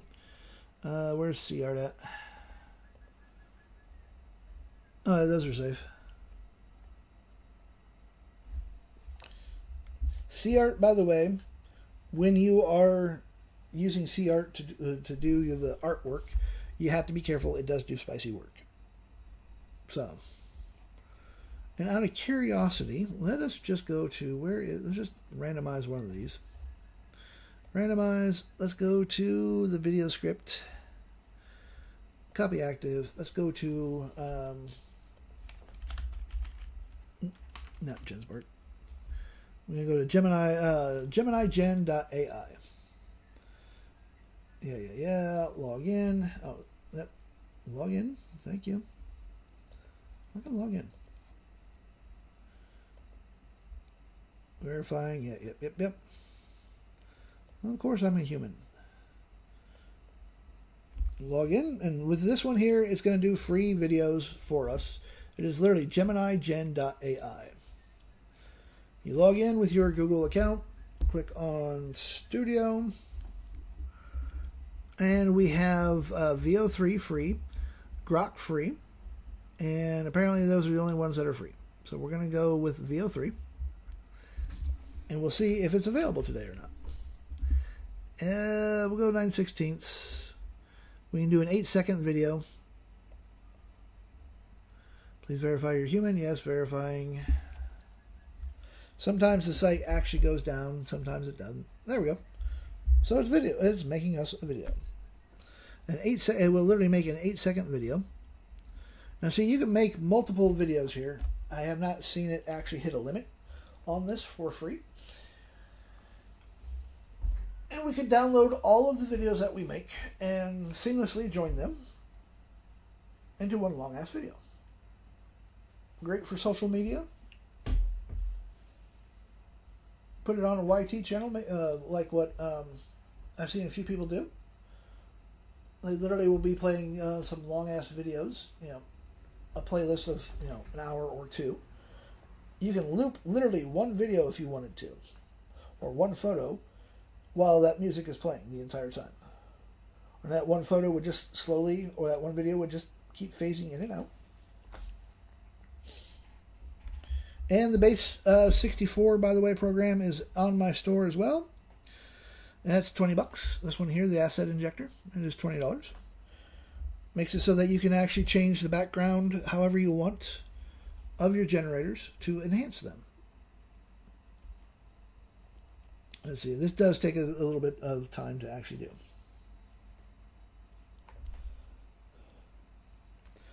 So literally, as you can see right here, I took that one from, let's see, we started with, where's the downloads? Okay.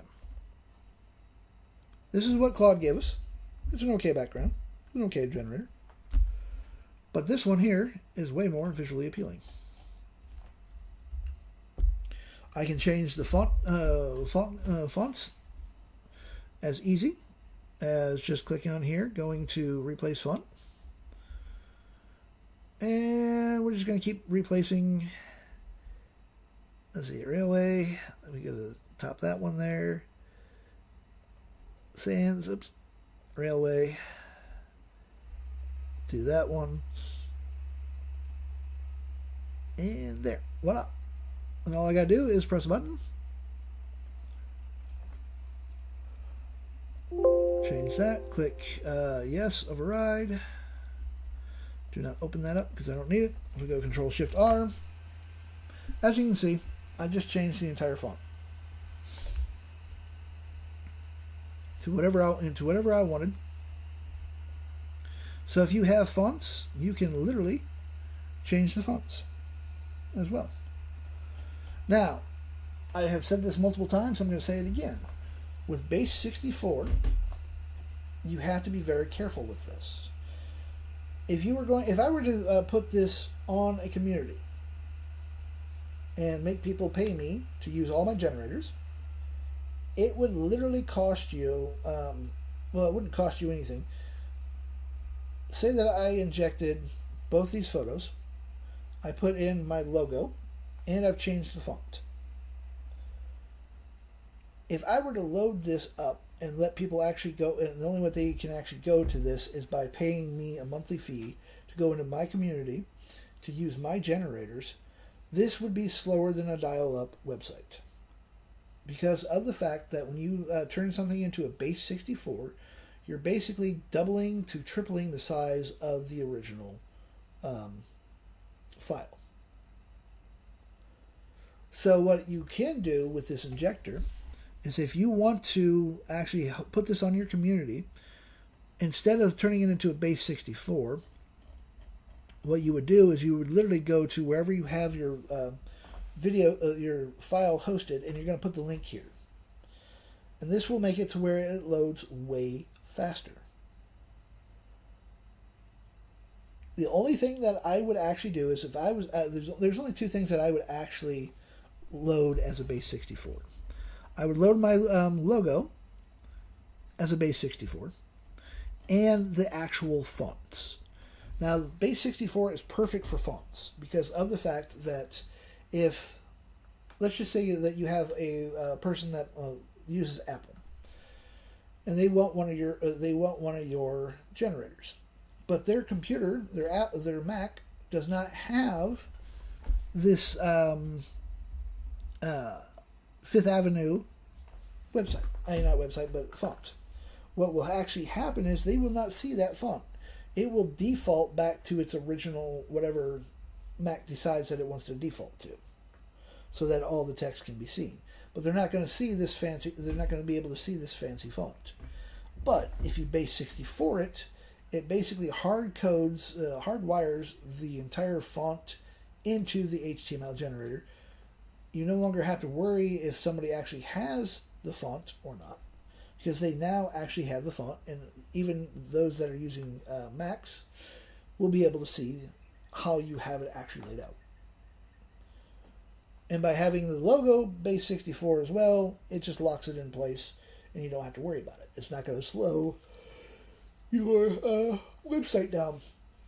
But by having everything that I have done so far, these two photos, the logo flickering and whatnot, it would honestly slow the shit out of this. Now, as a standalone, literally just giving this to you like what I normally do by putting it into my Google Drive file, boom. That is no big deal because it's running on your local system and does not require you to have a net connection or anything like that. So, and let's see here. Hold on a second. I just got a message. I just got to check it. Oh, good. Always worries me when she sends me a message. So, the base 64 has it's got some really good uses to it, but it does come with a warning. Because this file size, let me just show you what I mean by file size. If we go to output here. All right. This entire website right now, let me make sure that you can actually see it, is literally 26.2 megabytes. With all the information that I've uploaded to it, that's how big of a file this is. And that's really big, actually, for an HTML file. Whereas the original is only 72.4 kilobytes. So you see the difference? You see how massive that this actually, the base 64 turns your file size into? So it has its uses for standalone. It's perfect for standalone HTML files that you're selling for your generators and whatnot. It's perfect for that.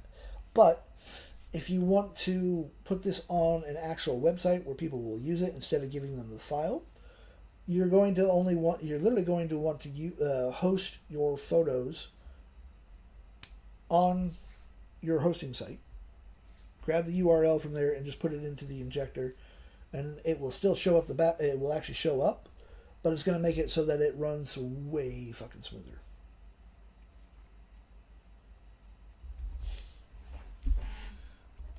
But it's a lot faster than trying to go in and using. There are some free services that you can actually go to and take a photo and turn it into a base 64. The problem is this is a huge file. It's literally going to basically take your file and turn it to damn near binary. And then when you tell Claude or Gemini or ChatGPT, hey, use this base 64 file, load this up into my background, you have to tell it where you want it in the background, it might lock it up. It might actually hit its character limit that it's going to show you, and then you're going to have to tell it to continue on, and it gets kind of sticky doing it that way. Whereas with the base 64 for HTML injector, you don't have to worry about that. You literally just come up to here where it says HTML injector, put your file in there, find whatever folder, whatever images you want to do. You don't have to do 2 images. You can do a straight solid background if you want. You can do top half, bottom half. You can center it. Or if you know CSS, you can actually customize where you want to locate it at.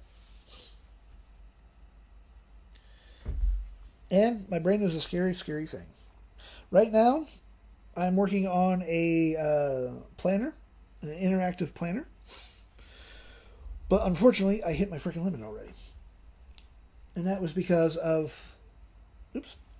I just drew on myself. How do you like that? And that is simply because of the fact that I was building another program for somebody, and I didn't think I was going to hit my limit that quick, but I did hit my limit. But that is what it is. And my other account, unfortunately, as I said, is locked until I think Sunday. Let me check my Master Windrider one, my original one.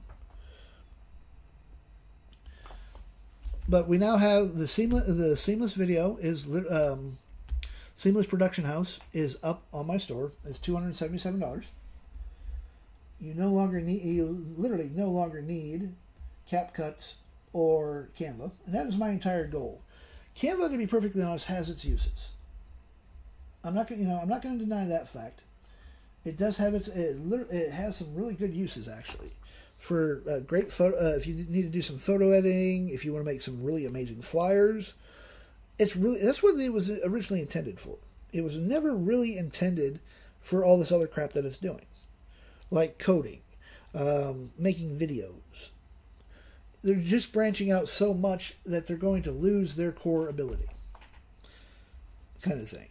This way, I don't have to go to Canva to make a long ass video, and I have to sit there and screw around with it.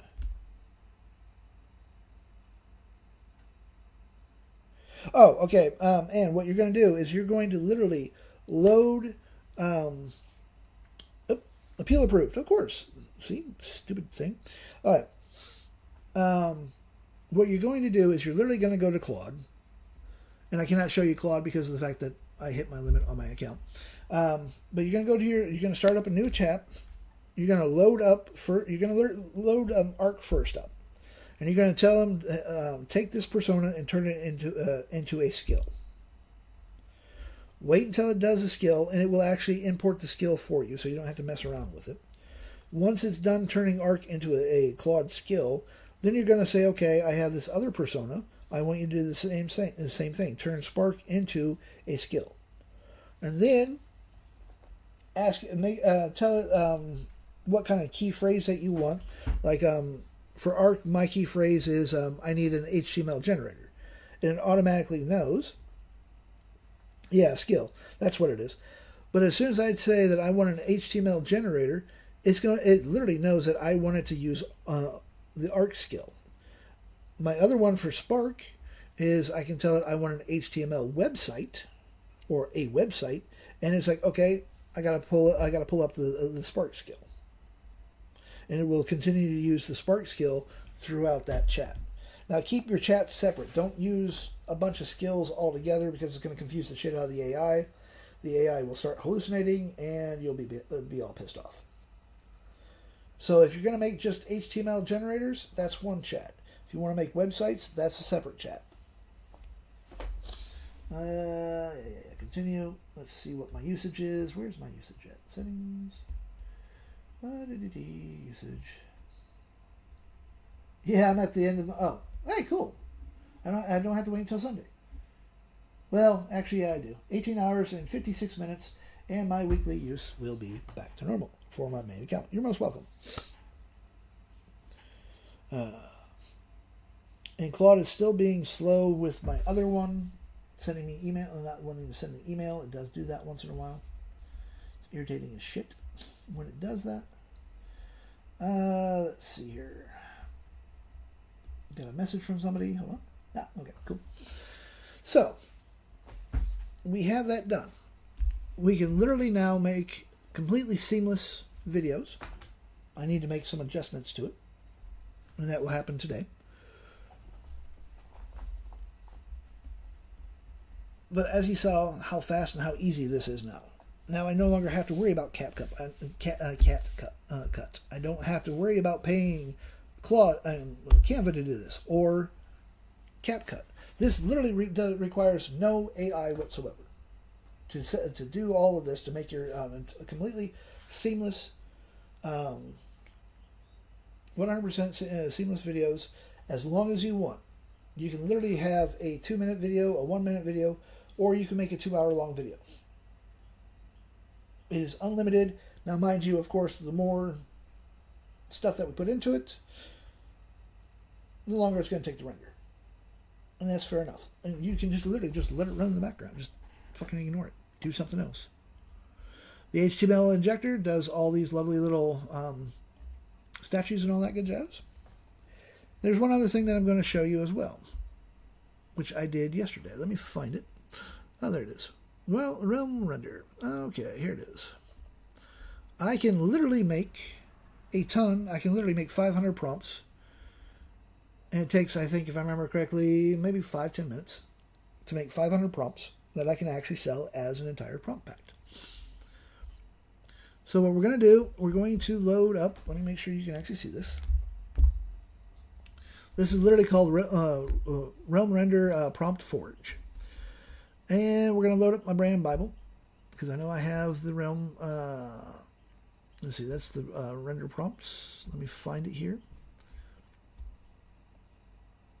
There we go. There's my brand Bible. We're going to load that up. And let's just go waterfalls. And then we're going to click select niche. Oh, before I do that, let's go billing. This way you can see my, so I got $10.35 left on my account for my API, my particular Claude API. And just so you know that I'm not pulling the wool over your eyes or anything like that. Let me make sure that you can actually see all of this. All right, so it's given me 10 different, I think 10, 1, 2, 3, 4, 5, 6, 7, 8, 9, 10. Yes, it gave me 10, it literally gave me 10 different sub-niches that I can actually explore. So we have Misty Mountains, Tropical Waterfall Paradise, Cascading Fantasy Realm, Luminescent Cliff Falls. Let's do the Luminescent one. And instead of doing 10, let's do 100 prompts. And all we got to do, once we do that, we're just going to render prompts. So it is reading the brand Bible with haiku. Now it is literally doing batches of 50. And then all I got to do is I can download it as a CSV file. I can download it as a PDF or a text file once it's done. And I will literally have 100 prompts. And then what I can do is I can sell this as a prompt pack. I can put this up on my store. You cannot, unfortunately, sell them on like Etsy. There is actually a way of getting around it, but it's kind of a dumb idea to do it because they could ban your account. So I don't suggest doing that. But having your own website comes in handy. I can sell these, I can sell 100 prompts, as a prompt pack for $5, $10 if I wanted to. Or my preferred method is I can give these away. Now, why do you think that I give away as much as I do? It is called a lead magnet. Everybody likes free shit. By giving this away, people are going to say, "Oh, hey, what else does this crazy bastard have?" They're going to come back to my store, and they're going to purchase something from me, or they're going to come join me on my lives. They're going to learn something, despite their own intentions. They will learn something, damn it, and they're going to like what they see on my lives, and they're going to say, "Ooh, I want that injector. I want the HTML injector, so that I can make my generators look really impressive." So I make a sale that way.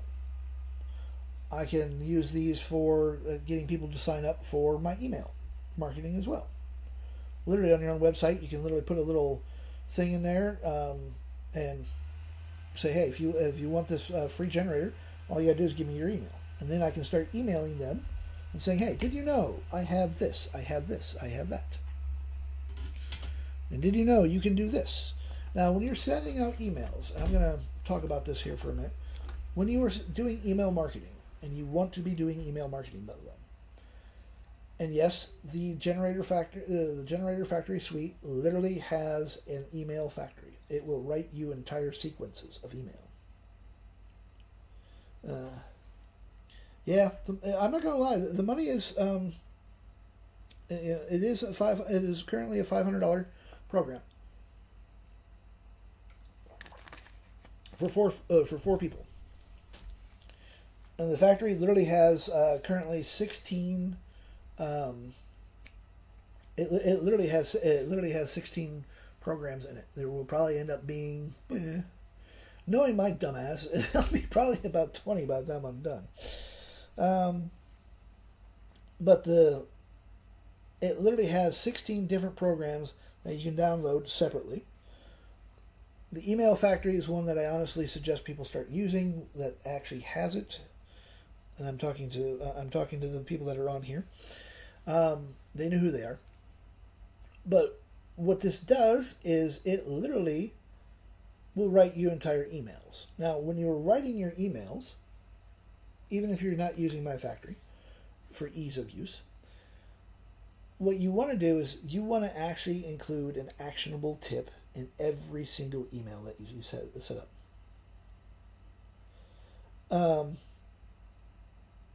Jax, don't make it sound like they're joining my AA or something like that, please. Admitting it is the first step. See how my brain works? I now have 100 freaking prompts. Let's save this as a PDF. And Realm Render prompts. Actually, we're just going to go Realm Render Waterfall prompts. Click Save.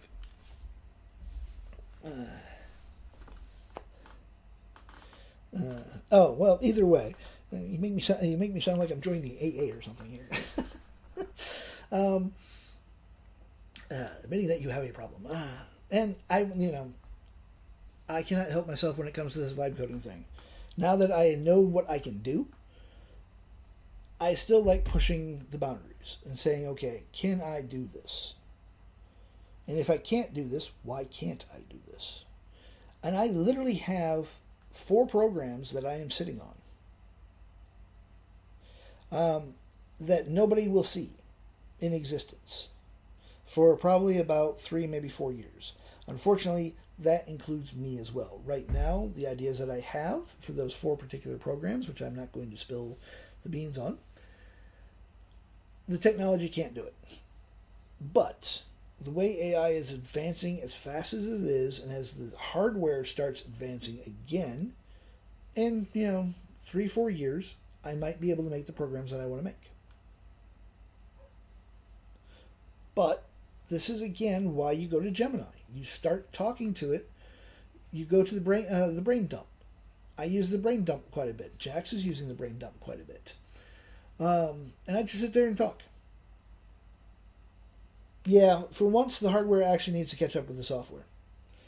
When computers first came out, it was the hardware that was outdoing the software. And now we are in the reverse of that. We are literally producing software that the hardware can't keep up with. So it will swing itself back. The pendulum will start swinging back to where the hardware will start catching up with the software.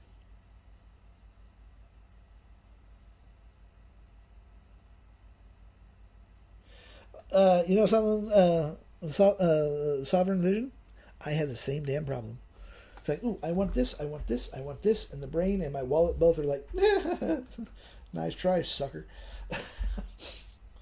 If you want this, this, and this, you're going to have to wait to get this, this, this, and this. I'm tired of being a fucking adult.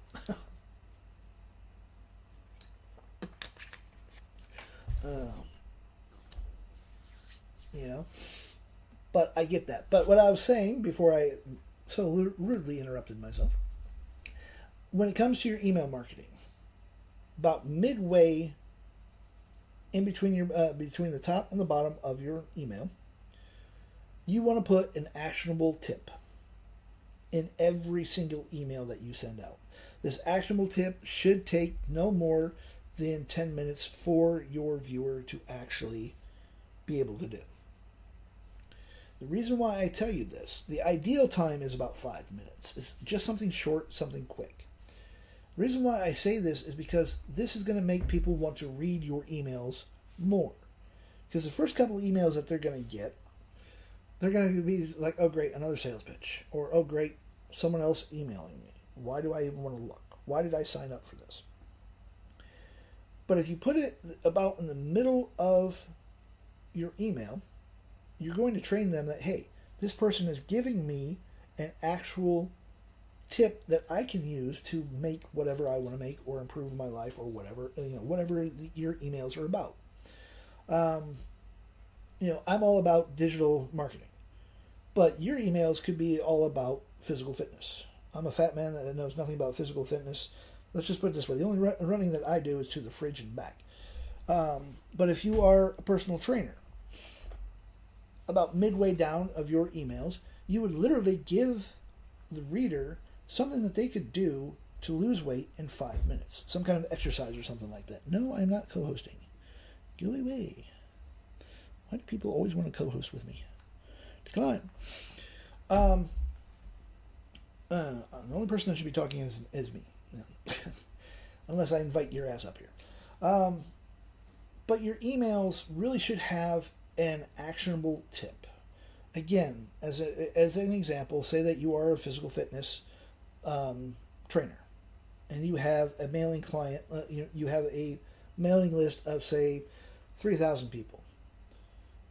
You cannot send them you could send them individual plans and all this other crap. But what you can do is you can send an actionable tip that all 3,000 of your customers can do.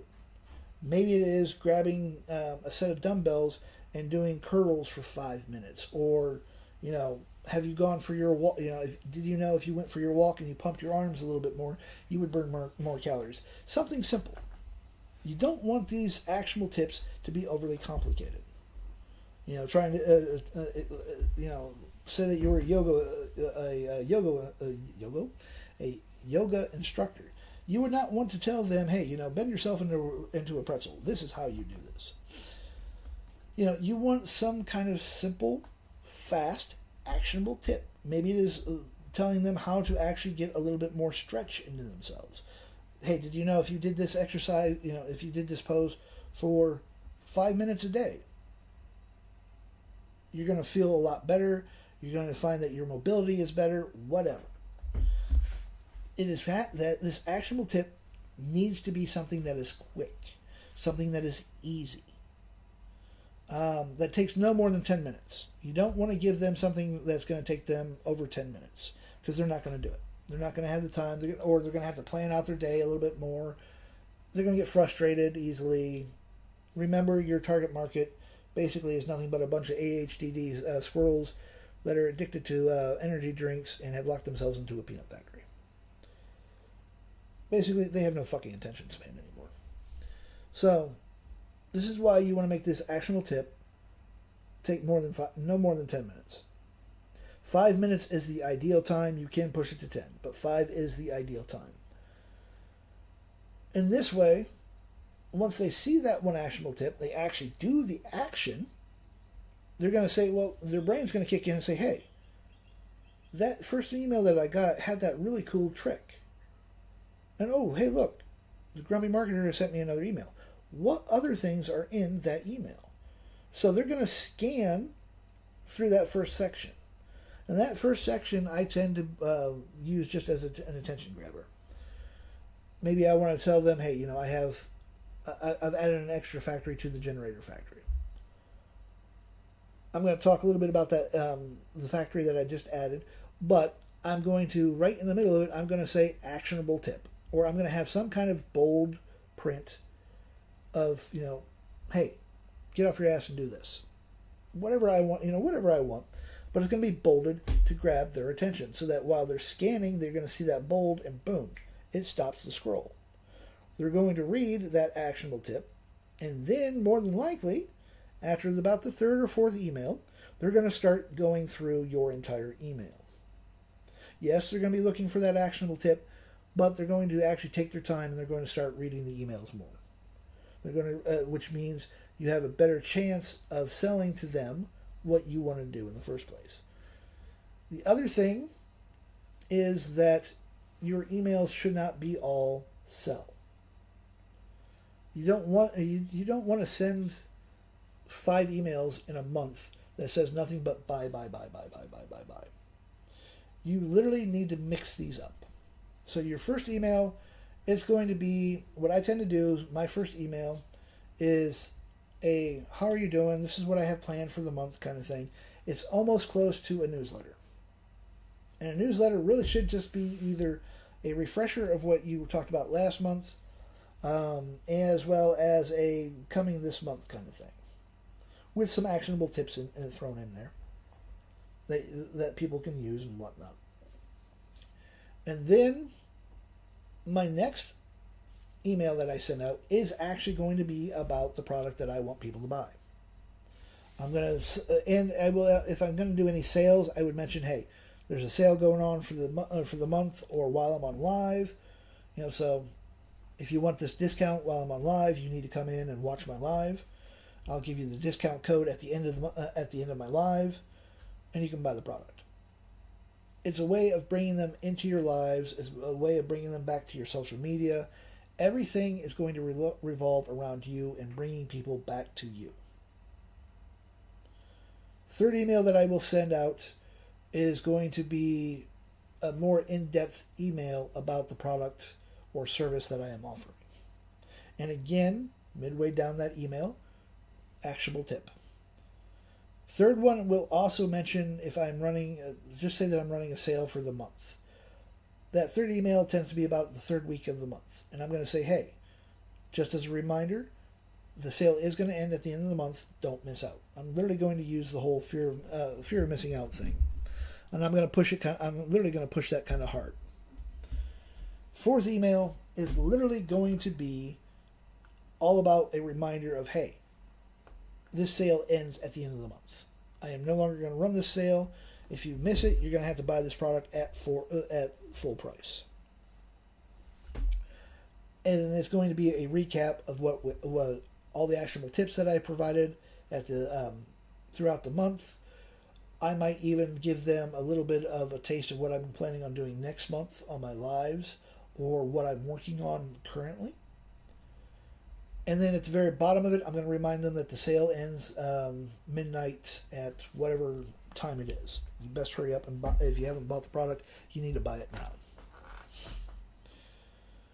And then the fifth email that I tend to send out, I honestly recommend sending 5 emails a month, and that's it. But my fifth email is actually a newsletter. So it's going to be this is what we talked about throughout the month. This is what I'm planning on doing next month.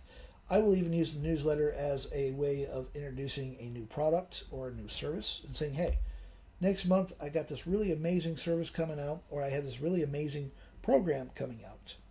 You're going to want to come in. You're going to want to stay tuned.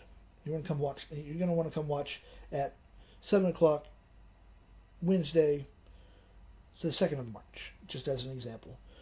Great big news coming. Come join me on my live. And you're going to bring more people to your live that way. And it doesn't matter what social media that you're doing this on. You're going to make sure that you have your links, you're going to make sure that you have all your social media links set up to where they can click on them in your emails. I suggest right now you have one main social media. And then around that social media platform, you're going to have other ones. You don't want to have all your eggs in one basket. So basically, you don't want to just be on TikTok. You want to be on YT. You want to be in IG. You may want to be in PIN. You might want to be on X or Threads or LinkedIn. You need to spread yourself out a little bit, but you want to have one platform that is your main for right now. You're going to build this up to where people are starting to come into you more and more and more. And then you can actually start spreading yourself out a little bit by little bit. So, as an example, say that my main right now, and it is my main social media right now, is here on TikTok. But I am also in the rabbit hole. So, I can literally use TikTok to bounce people over to the rabbit hole. And just say, hey, I'm on live, come join me in the rabbit hole. Or I can literally send up a message that maybe I just don't want to do a live here on TikTok, and I just want to have kind of a fun session, and I want people to be able to talk to me, and I want to be able to talk to them. I want to tell them, hey, come join me over in the rabbit hole. I'll just literally put up a 10-second video or 30-second video, say, hey, just don't really feel like doing the whole live thing today. It's just not vibing, and I just don't want to waste you guys' time. If you want to come out, hang with me, have some laughs, watch me screw shit up, come join me in the rabbit hole. Kind of deal. So you can literally spread yourself out, but do it smartly. Everyone says that you have, all these rich folks and whatnot, everyone's saying, you want multiple streams of income.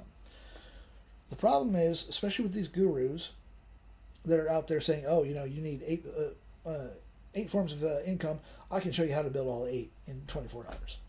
Bull fucking shit. You need to start with one stream, folks. Stop spreading yourself out so damn thin. Pick a stream that you want to build right now. And you're going to concentrate on this one stream. And you're going to build it up. Once this stream starts trickling down, and you can step away from it for just a day or two, and it's still going to run for you, then that is when you start building your second stream of income. Because what you're going to do is, you're going to have to come back to that first stream, do a little bit of weeding, make sure that the water's still flowing. But you're only spending 5-10 minutes on your first stream, whereas you're now spending 2 or 3 hours on your second stream. That second stream becomes your main stream. Once that takes off, you're going to build yourself a third stream of income, and so forth. But each time, you still have to go back to each stream, clean out the weeds, do a little bit of gardening to make sure that water flows. After a while, those streams will combine and it will turn into a fucking river. You're still going to have to do some maintenance on it all, but you're not going to be spending hours and hours on one stream. You're literally going to be able to go in, spend 5-10 minutes on a couple of streams, and they're still making income for you. And then you can go and do whatever else the fuck you want to do. There is no such thing as passive income. If you are here or you go to somebody because they are saying, oh, passive income, you're a fucking idiot. There is no such thing as passive income. You are going to have to work at this, folks. Even once you have your river running, you're still going to have to go and check your streams to make sure nothing's blocking them up. And if one of them dries out, it's no big deal, because you now still, say that your very first stream that you built suddenly dries out, no longer producing any water whatsoever. No big deal. You still have 5 other streams. But maybe, just maybe, the reason why that first stream dried up is because you were ignoring it too much. So you would have to go back in, kickstart that stream, pay a little bit more attention to it for a little while, and everything else is going to take a back seat. Then you move forward once again. So, that is enough of me jabbering. Oh, before I do that, let's see what this 100 the 100 prompts. Let's go to F5. Let's see what that the 100 prompts that I did cost me. So here's, minus, because I don't do math in this early in the morning. 19 cents. So for 100 prompts, 16 cents. And these 100 prompts are right here. Realm Renders waterfall prompts. I literally have 100 of them. So we're going to copy this if my PC wants to be nice. Come on. You know you want to let me copy. Thank you. I'm going to copy that. We're going to take them into CArt. Yeah. Go away.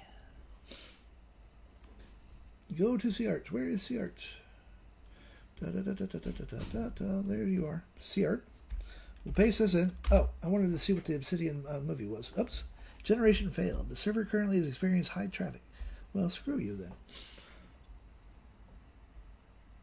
Let's see if it actually posted or not. Nope, it didn't. Oh, well. That's typical, isn't it? So let's just see what this one of these prompts did. Just out of curiosity. And this actually shouldn't have anybody in it or anything like that, so I don't have to worry about TikTok banning my ass for showing too much flesh. Ooh, that's pretty. Oh, hold on a second. Let's clear that. Cancel that. There we go. Oh, these are pretty.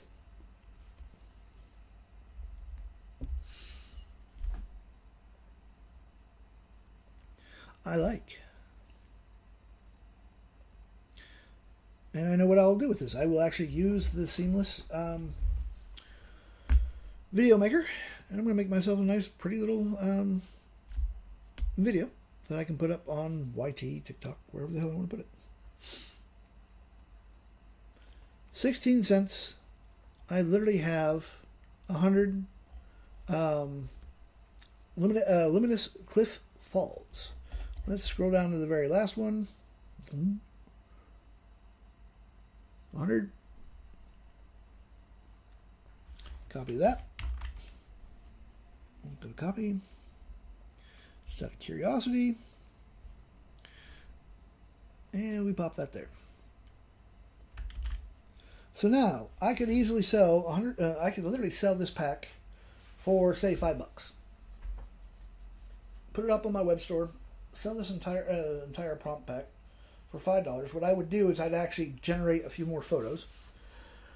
Go to Canva, because this is what Canva's good for. Make a thank you page for buying this generator. Or I could load it up to my store and say, okay, hey, it's the very first product. If you want to buy these prompts, here's some photos that you can generate from. Pay me $5 and it's yours.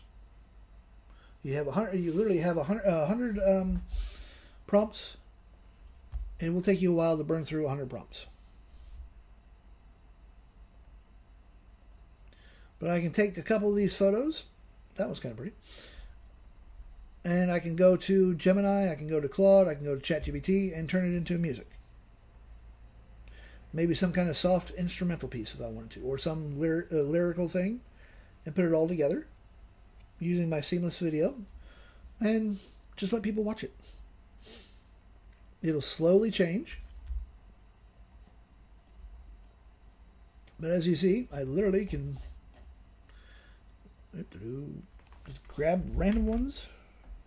By the way, I will load this prompt. I'm going to load this prompt pack up to the drive file just because I can. And as a way of saying thank you guys for hanging with me this long. And I'm going to make a short video, and I'm going to literally put it up here on TikTok. And I will use this as a lead magnet to show people, hey, guess what? This is what I can do. Now, the factory that does this, well, the Realm Renderer prompt generator, I might put this up on my store. I don't know. And all it requires is literally a Claude API key, and that's it. Oh, and your brand Bible. You literally just give it an idea of what you want. It will give you 10 ideas for sub-niches, and you can click on any of the sub-niches. Generate however many you want. As I said, I did 500 prompts. It cost me like 83 cents. And the max that you can do is 500. And it takes about 5, maybe 6 minutes for it to come up with all the prompts. But I can load them into a CSV file and make a really long fucking CSV file that I could sell to other people. Sell access to it if I wanted to. Tell them, there's over, just as an example, run this twice at 500. I got 1,000 prompts for basically, might as well say $2. So access to that for, $10, $15. First time I sell it, I made my money back on how long it took, on what it cost me on Claude, and I still make a hell of a profit. Hell, even if I put it at 500, if I were to sell this 100 pack right here, even for $2, I've made my money back. Mind you, I would probably sell it for 5, not 2. Put it up on my store and say, hey, I have a whole bunch of prompt packs that I can sell. I can give them away for lead magnets. Mind you, if you're going to do lead magnets, I would probably honestly suggest doing maybe 20 prompts. Literally, just come here, copy these 20 right here, make it look all pretty in Canva and whatnot, and give that lead magnet away and say, hey, if you actually want the rest of the list. Yes, for the Realm Render Prompt Forge, you need a actual API, and it's using Claude to actually build on-brand prompts. And did I actually rerun something? Oh, yep, I did. Here's the other. Here's one of the other prompts that I got.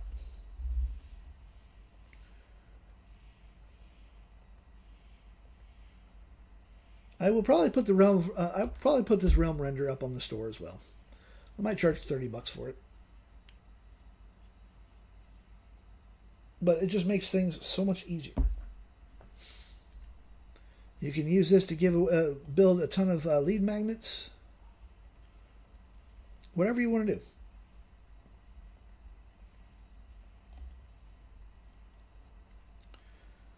But all you gotta do is just literally. All you gotta do is put your brand Bible in there, give it a idea to begin with of what you what seed niche that you want. Let's just go fitness, just out of curiosity to see what it comes up with. We're gonna suggest sub niches. Thinking. Cyberpunk fitness aesthetics, a dystopian gym warrior culture, neon bodybuilding digital art. Sci-fi strength training visualization. Let's do that one, but we're not going to do 100. Just do 10. Render that. And where's my billing? Did I close that off? Yes, I closed the billing off. 10 does not take. 10's like maybe 3 or 4 cents. Oops, hold on a second. Server is unavailable. Okay, that's fine.